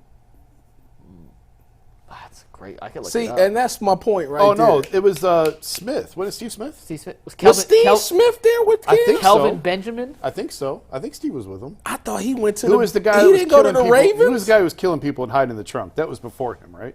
Ray Caruth? Yeah, that was Yeah, that's before. way before him. What's wrong I with just you? making sure. Man. I'm looking up Well, his you know receivers. what? Steve Smith might have been with him early, think Steve- in the early part of his career. These are his Steve. receivers the year he won the MVP. Oh, he wasn't. Steve Smith was in Baltimore. The year he Philly won Brown MVP, was there. Philly B. Go Bucks. Yes, he was. Philly Greg B. Olsen was his leading receiver, 1,100 yards, 7 touchdowns. Ted Ginn Jr., shout out Glenville, shout out Hey, Cleveland. we in there. 44 catches, 800 yards, 10 touchdowns. Jericho Cotchery, Devin Funchess, and Philly Brown. See what so I'm a bunch saying? of nobodies. Well, first of all, you gonna put some respect on Ted and Philly. Well, That's you- what you- you gonna you do. see what So I mean, Steve though. was already gone. Yeah, he went to Baltimore. In 2013, Cam's rookie year, when he threw for the most yards of his career, he did have Steve Smith.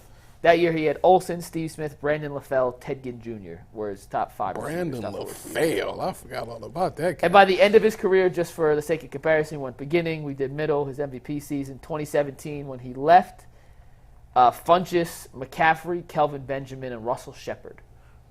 So, a who's who of top-tier receiving targets. I like Jericho Cotchery. He was NC State. Dude. I remember He's him. actually was pretty good. Yeah. Cotchery Wasn't he was with pretty the good in Jets college. with With the Brett Jets, yeah. Favre? Anyways, but I think that when you look at see what Cam Newton was able to do with those receivers, That's fair. that's what make it like that's totally impressive, fair. and that's what I think about the Browns receiving core outside of Amari Cooper. You got a Greg Olsen and David Njoku, and you got Amari Cooper who's better than anybody that Cam Newton had outside of Steve Smith. So Careful, you got Ted Ginn on that list. when you ain't got no speed, and that's the thing. Cam had a ton of speed. Philly was that's fair. fast. That's fair. Ted was fast. He had all this speed, and Deshaun just don't have that right now. So I think about I would like the playbook to look more like Cam's, but they got to get some players that fit that as well. Yeah. I have no definitive feeling which one it fits more, as long as it's maximizing Deshaun's talent. And I go back to what Leroy said and what I was trying to say earlier. The play calls matter, but I think we make too big of a deal of what a coach ran or what a team ran on a certain given play as opposed to the overall philosophy of how to attack the other team. I agree with that. The only thing I would add to that is play calling seems to be awfully important to the head coaches and offensive coordinators who choose jobs solely on whether or not they're going to be able to call plays or not. That is also a very valid counterpoint.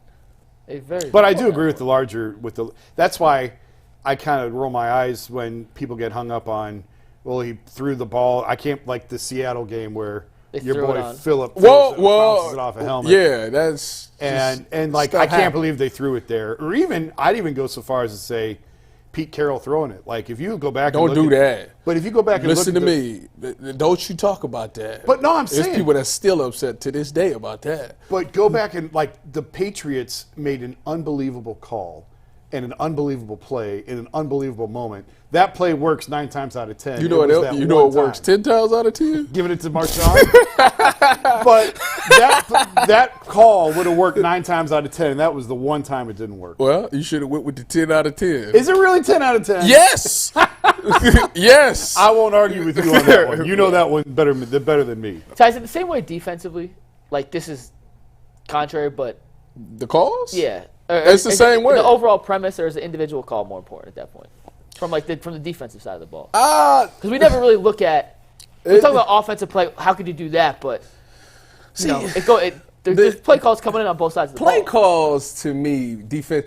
To be honest with you, you could run your bread and butter. If you're a good defense, you can run your bread and butter the whole game and be fine. I've been in games where we just ran straight cover one the entire game. Like if you're good, it can work, but it gets boring as players and you become predictable. And then if you got a good offensive mind, they'll figure out, okay, he's in cover one. He's going to be in cover one the whole game. We're just going to run one beaters. And now how are you defending it? If you ain't got your players that's good enough to, for example, if you're in man-to-man, you're going to get bunches and stacks. Mm-hmm. And if y'all ain't talked about working bunches and stacks or how y'all going to work it, and you got to be able to have an alternate out of it. You can't just say, all right, for this game, for example, we're going to run a bunch. We're going to lock the point man up, the 1 and the 3, the corner and the inside safety. We're going in and out 1 and 3. So if it's 3 guys, he going to lock the bunch. He go out, I'm going to take him. He go out, he going to take him. Like, we can do that. What's going to happen is the offensive coordinator, the boss, going to say, oh, that's how they playing it? All right, we're going to run double follow and see how they play double follow. We're going to hit that. So you got to be able to say, all right, on this play, we're going to lock it on this one. Or the next play, we're going in and out on this one. You got to have so many different ways. But that's literally depends on your players. So, and that comes with the week of preparation. So that's, to me, where the play call don't necessarily matter. It's more about the players in that standpoint. How long, this may be I don't know. How long do you need to go through a game before you pick up tendencies of what the other team's doing? Oh, probably about like a quarter.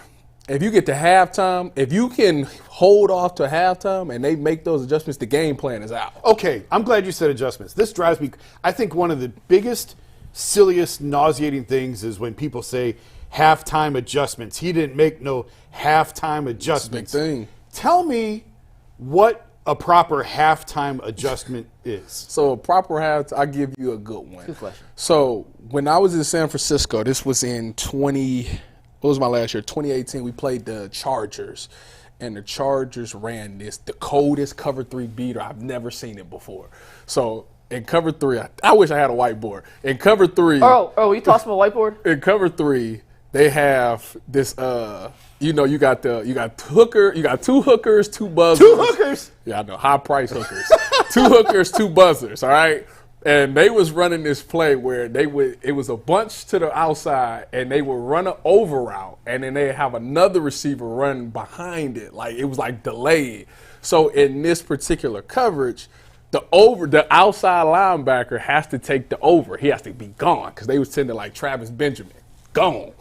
And they have somebody behind him. Nobody was there in that hole to fill this spot. And they was hitting us on it. They hit us like 2 times on it. Let me see.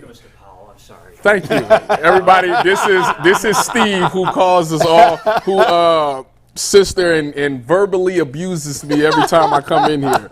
You deserve it. Bye, Steve. I'm glad you had your 15 seconds of fame.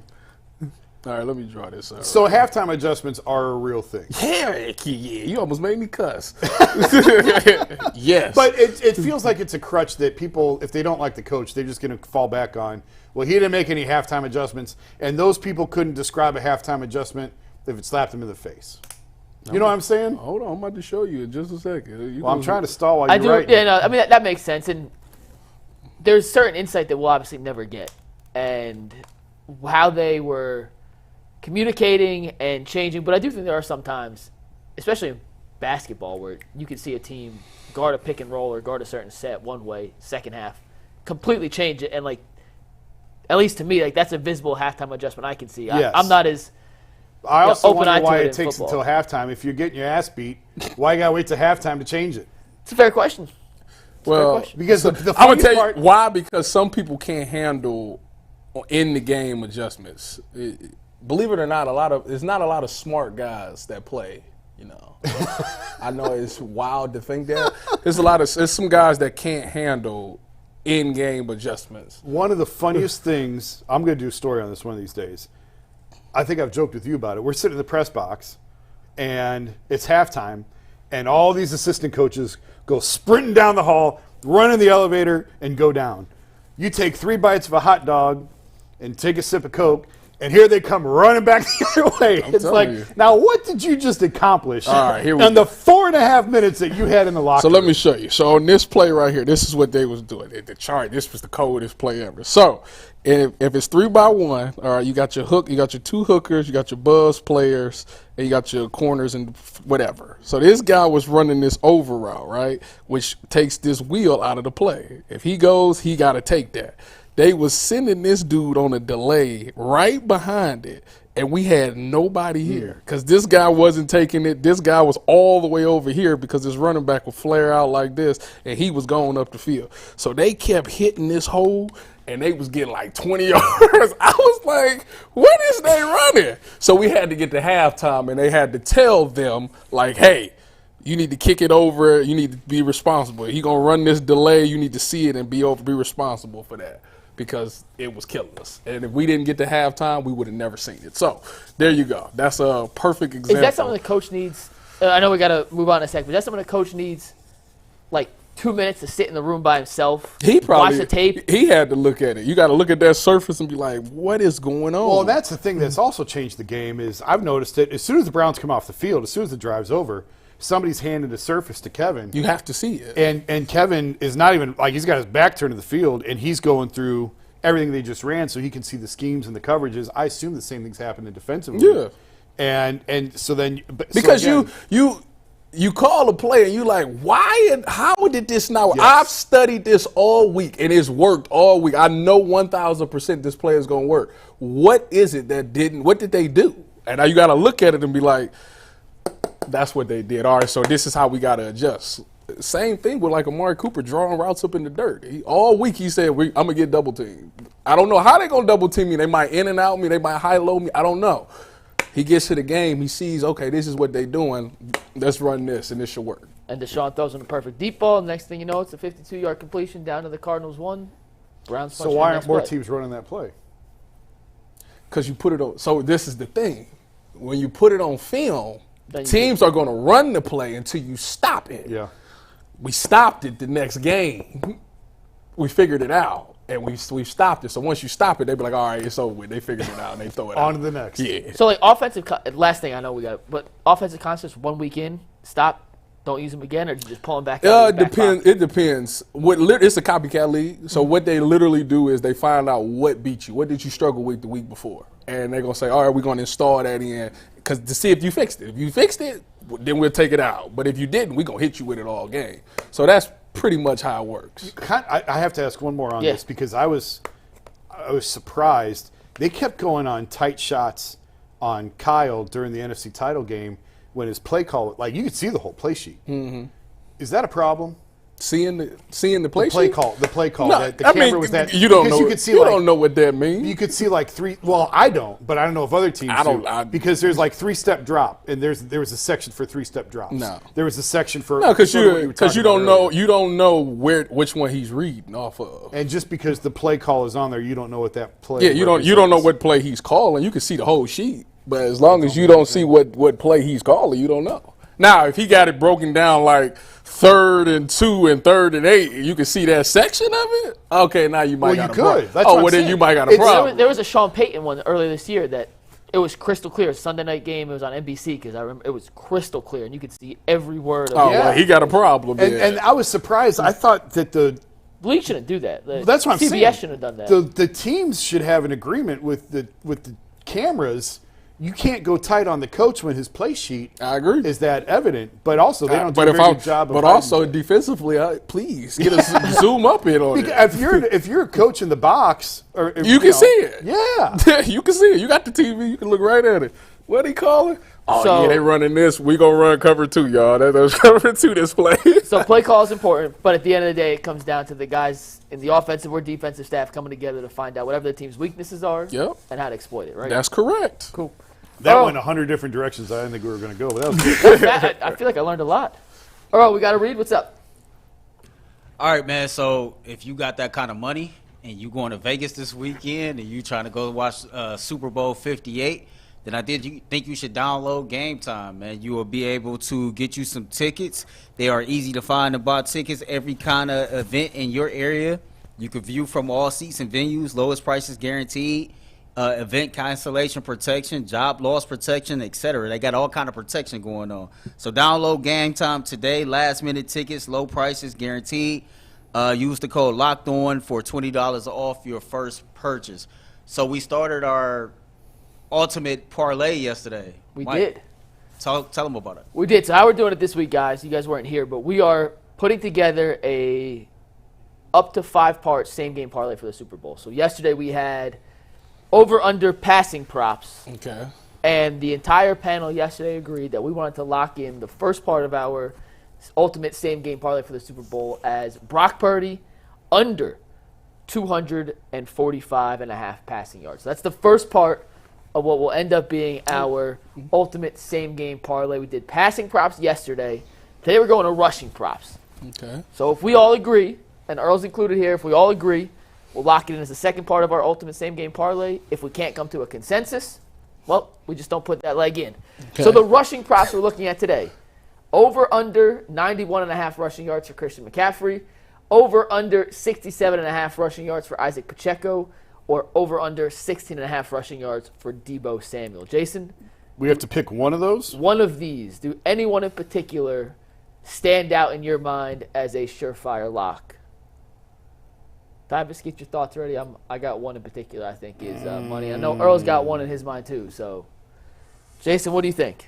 I don't have a lot of faith in Isaac Pacheco against that defense. First blush, I take the Pacheco under. Pacheco under. So we're going to be in disagreement here because I actually love the Pacheco over. Do you? I'll tell you why in a sec. Tyvus, what's your I first? actually don't mind. We'll talk it out in a sec. I don't mind the over on Pacheco because they're not a good zone defensive team, which is wild to me. I was going to take the under on Deebo Samuel. Under on Deebo. I'm taking the under on Deebo, too. Isaiah Pacheco is a dog. I mean, he a flat-out beast. He gets it done. He's been going up against good defenses all playoffs, and he's yet to let the Kansas City Chiefs down. I think Deebo Samuel under 16.5 will be mine. So here's what I was thinking with the Pacheco over, and we'll talk it out. We'll come to a consensus, or we'll decide this is not what we want to put in. But you watched the Detroit-San Francisco game, NFC Championship a few weeks ago. Both Jahmyr Gibbs and David Montgomery had success on the ground. Mm-hmm. Physical offensive line. I think, and I voted for under Mahomes passing yards yesterday for the record, so this kind of plays off what I'm thinking. I think the game plan for them is going to be chuck it deep, and then let Pacheco run up the middle, power run game, and utilize this bowling ball. He's a ram. I mean, no one. You think the Chiefs gonna chuck it deep? I do think they're going to try. See, this is loosen up the defense and then having Pacheco be the battering ram. Nah, keep the that's chain not going. No, Disagree? Yeah, heck yeah. See, last time they played. First of all, you got to remember this team. They got history. Yeah, 2020. They played in the Super Bowl. Yeah. You know, just 4 years ago. Yeah. So the last time, San Francisco had this game won because they coined this phrase that we're gonna play everything high and make him check everything down. But then Wasp happened. And then you know why? Tyreek You know Hill. why they had to do that? Because Tyreek Hill was there. They don't have that guy. MVS? They don't have that guy. Rasheed Rice? They don't Noah have that guy That's fair. That's going fair. to blow the top off. Yeah, so that's I fair. think what they'll think to themselves is that our defensive line is going to get home. Nick Bosa is probably going to get there. We got Javon Hargraves. Our defensive line is pretty good. They're going to win more times than not.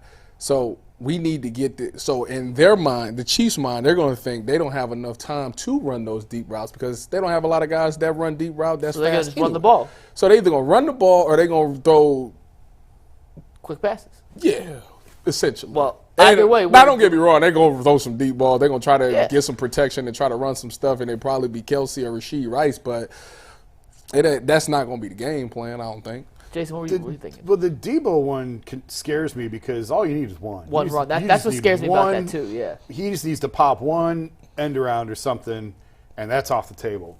So I that one makes me nervous. You could probably convince me to go the over on Pacheco. I just, at first glance, I didn't do my homework. I didn't study this. I think the 49ers are so good defensively, and Mahomes is going to control that game. I don't know if there's going to be a lot of opportunities for him.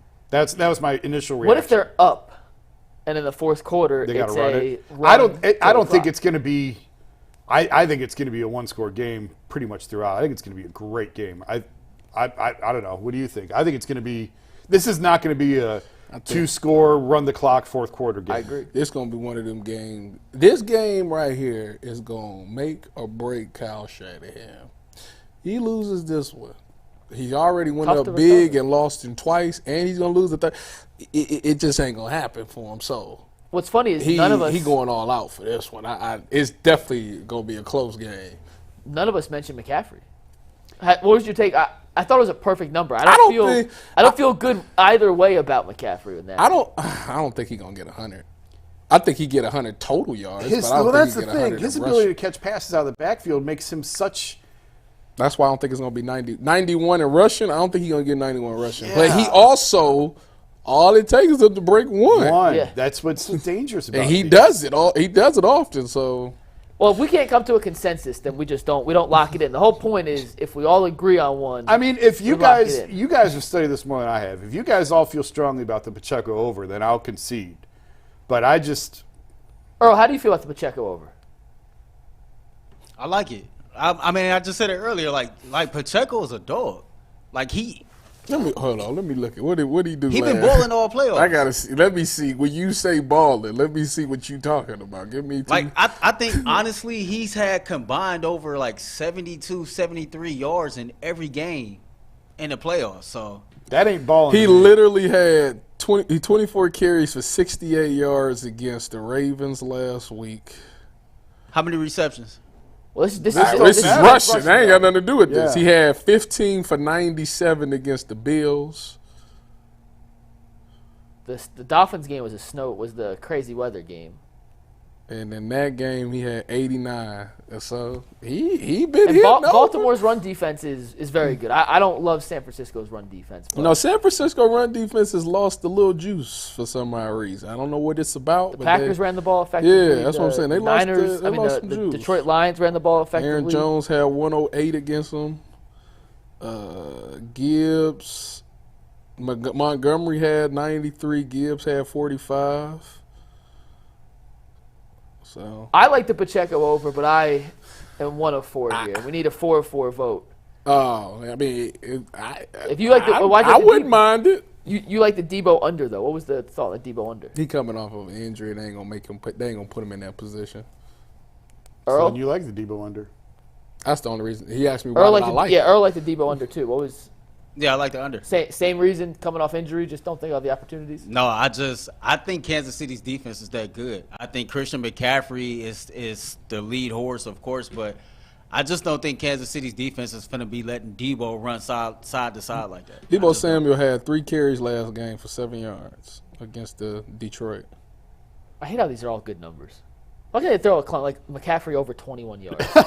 Would have hammered that. Vegas. Would have hammered that. Man, the Debo under, because that man get hurt so much, he might touch it one time and bow out. So the Debo one scares the crap out of me because, as Jason said, it only take one for sure. Play, yeah. All right. Well, we can't come up to an. I don't think we have consensus. So I think we're gonna pass on this one. Make it a 4-part same game parlay. Is that fair? No, we got to come up with something. Pacheco over is my bet then. That's my favorite. I'm fine with that. I'll go Pacheco over. I'm cool with that too. The gentleman from Avon Lake will concede to everyone else. Then and if it's under, he gonna text the chat. Where's y'all going to Jay's house? we got. He going like, I told y'all he wasn't gonna get it. That's part 2 of the ultimate same game parlay. Part 1, Brock Purdy under 245.5 passing yards. Part 2, Isaac Pacheco over 67.5 rushing yards. And we'll continue to make this same game parlay all the way throughout the week up until Friday when we officially lock it in. We don't know the odds yet because they kind of change every day, and until you lock all 5 in, you can't get a good read on that. But I'm sure it'll be close to a 10-1 payout, if not more, when it's all One of y'all got to put your money where your mouth is and bet that ticket. Oh, we are. I will. All yes. right. I am too. Will. So I can't. yeah, legally you can't. I can't either. You can't either? I'm not supposed to bet on any sports that I cover. Same. New York Times policy. Same.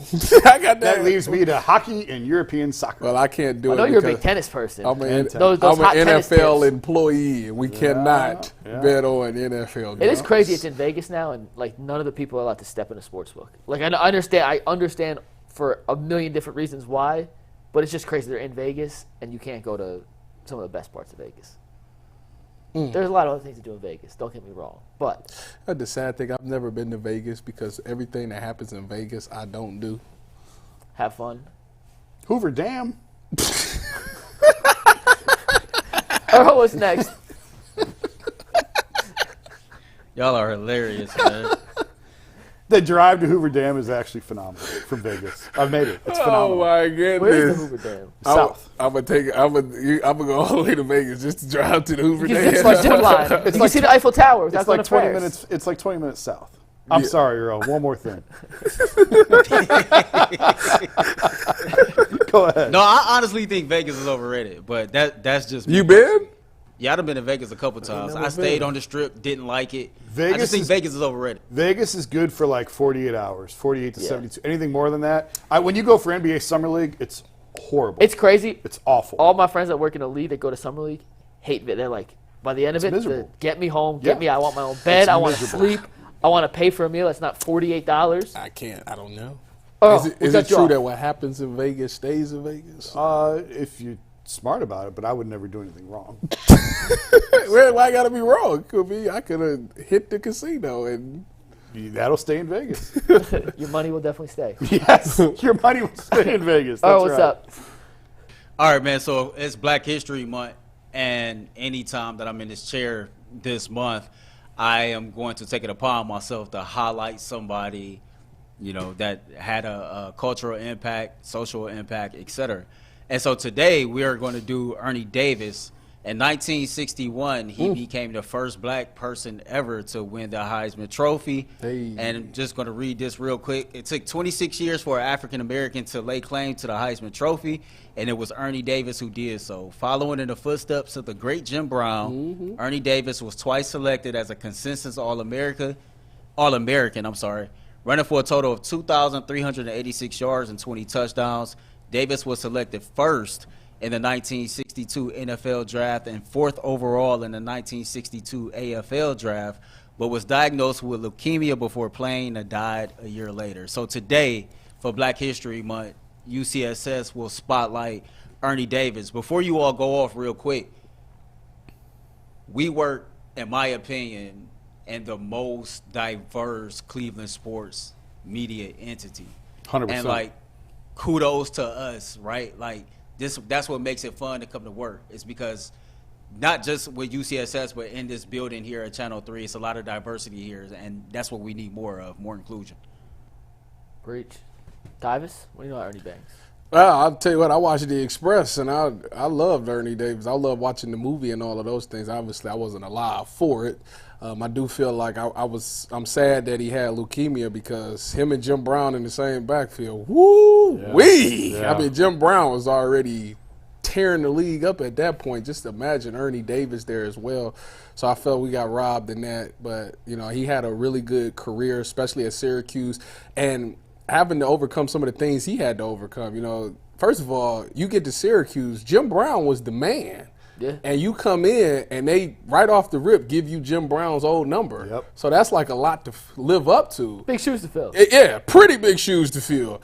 And he did it and even got the Heisman, something that even though Jim Brown probably should have won it, he ended up getting it and breaking that barrier down for doing that. So, that was great. He also dealt with a lot of stuff back at that time, just being a black dude. Y'all know how it is. And he kept his mouth closed, didn't really stir up anything, had a good career, broke barriers down, made it possible for young African Americans to have somebody to look up to and be like, look, I can win the Heisman. Even though I'm black, I can win the Heisman. He was able to make young kids feel they have the right to do those things. So he's a pioneer in this thing for me, and I just sure wish he had a chance to play for Cleveland. I was reading about him this morning, and there was a banquet I can't remember now. It might have been a Heisman banquet. There was a banquet dinner for the entire team that was invited to. And he had to sleep in the basement. Well, they basically told him, well, you can eat, but you got to leave before dessert. All the black players have to leave before.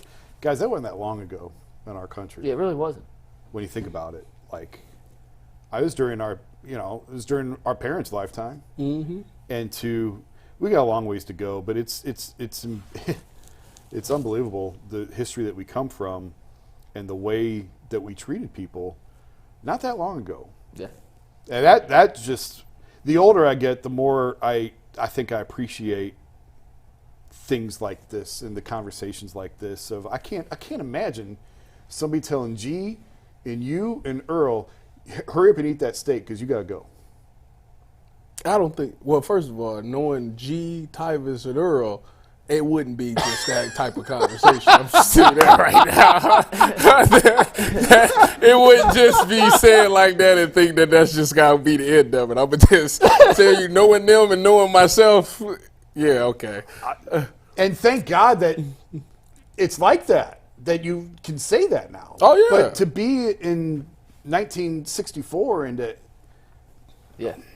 it's unbelievable. I mean, I watched the movie, and like I said, it's obviously it's a movie, but it was something that they stayed at a hotel, and they made all the black dudes, I think it was him and like two other black dudes, had to sleep in like the basement of the hotel and stuff like that. Yeah. Then they was playing a game in the South, and his coach kept taking them out on the goal line. He would run the ball down to the goal line, and if he didn't score, they'd take him out and put the white kid in so he could score. And he was like, why are you doing that? And he was like, that don't fly down here in the South. And he like took it upon himself to not come out the game and run it in himself. Yeah. And it was fine. Like, I first want to shout out Earl, by the way, for doing this. And I think it's the second time we've done it now on UCSS, but he's been doing it all month on his Twitter account. So if you're not following Earl, make sure you do it because he's really enlightened or brought a light to some influential and extremely important figures in our lifetime. And one thing with Ernie Davis, sort of two things that kind of stood out to me. One, talk about a recruiting director of Syracuse back in the 1960s. How about Syracuse? Yeah, first off, how about Syracuse being competent at football, first and foremost. Second off, how about that recruiting director hitting on back-to-back dudes?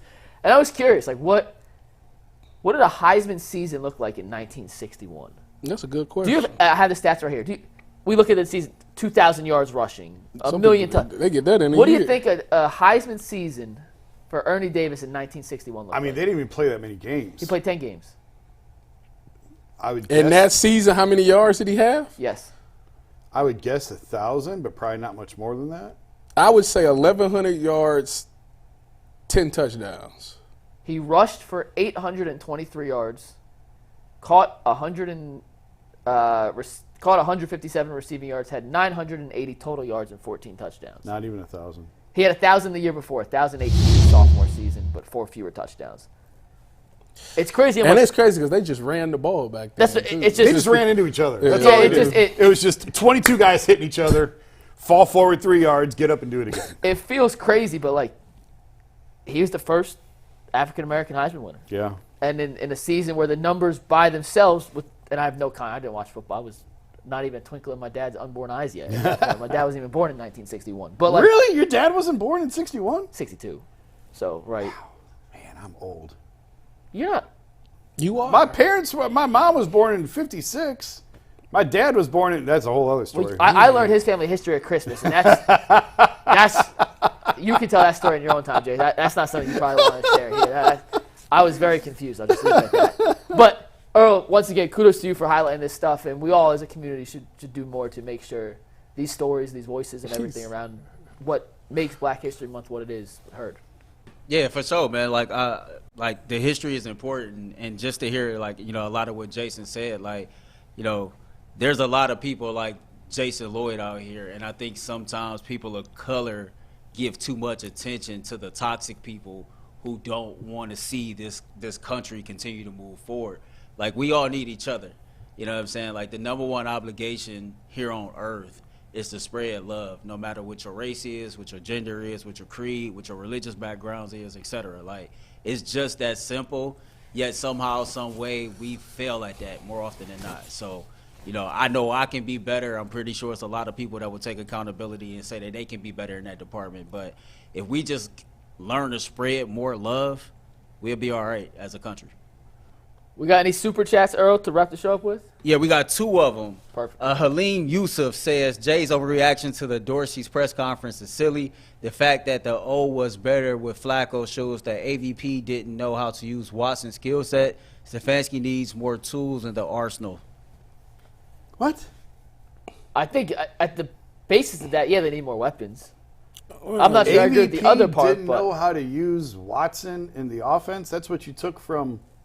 No, I'm just talking about the last part. I think we can all agree they could use a couple more weapons. I was just choosing to ignore the first part. Yeah, the first part, I don't understand that. I don't understand that. Say it, Tyvis.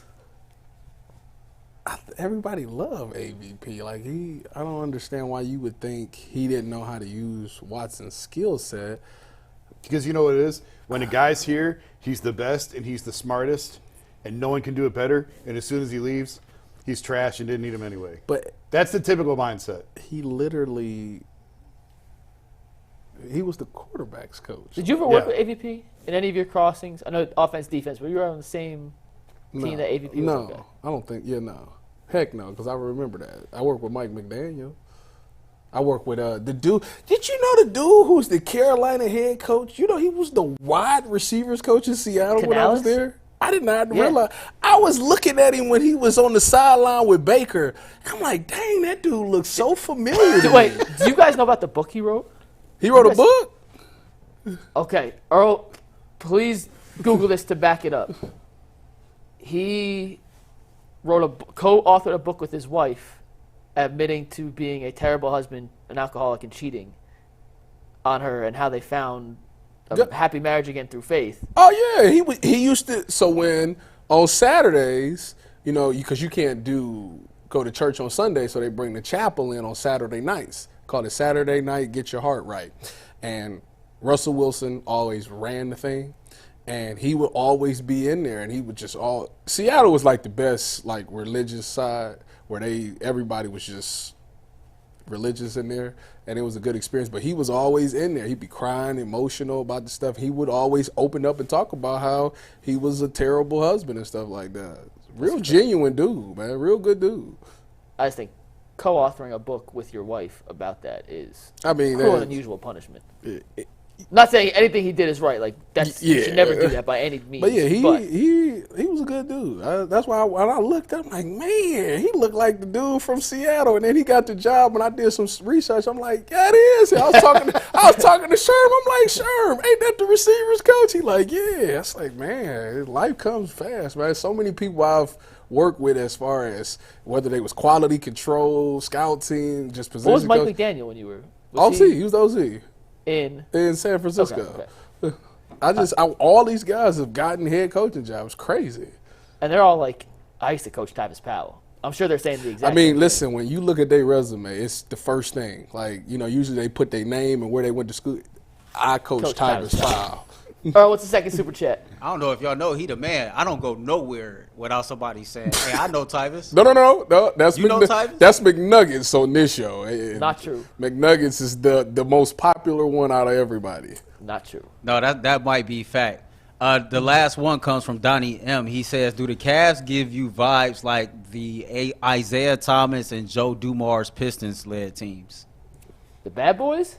I was about to say, is that who he talking about? I believe so. Let's slow down. You can't Find the brakes.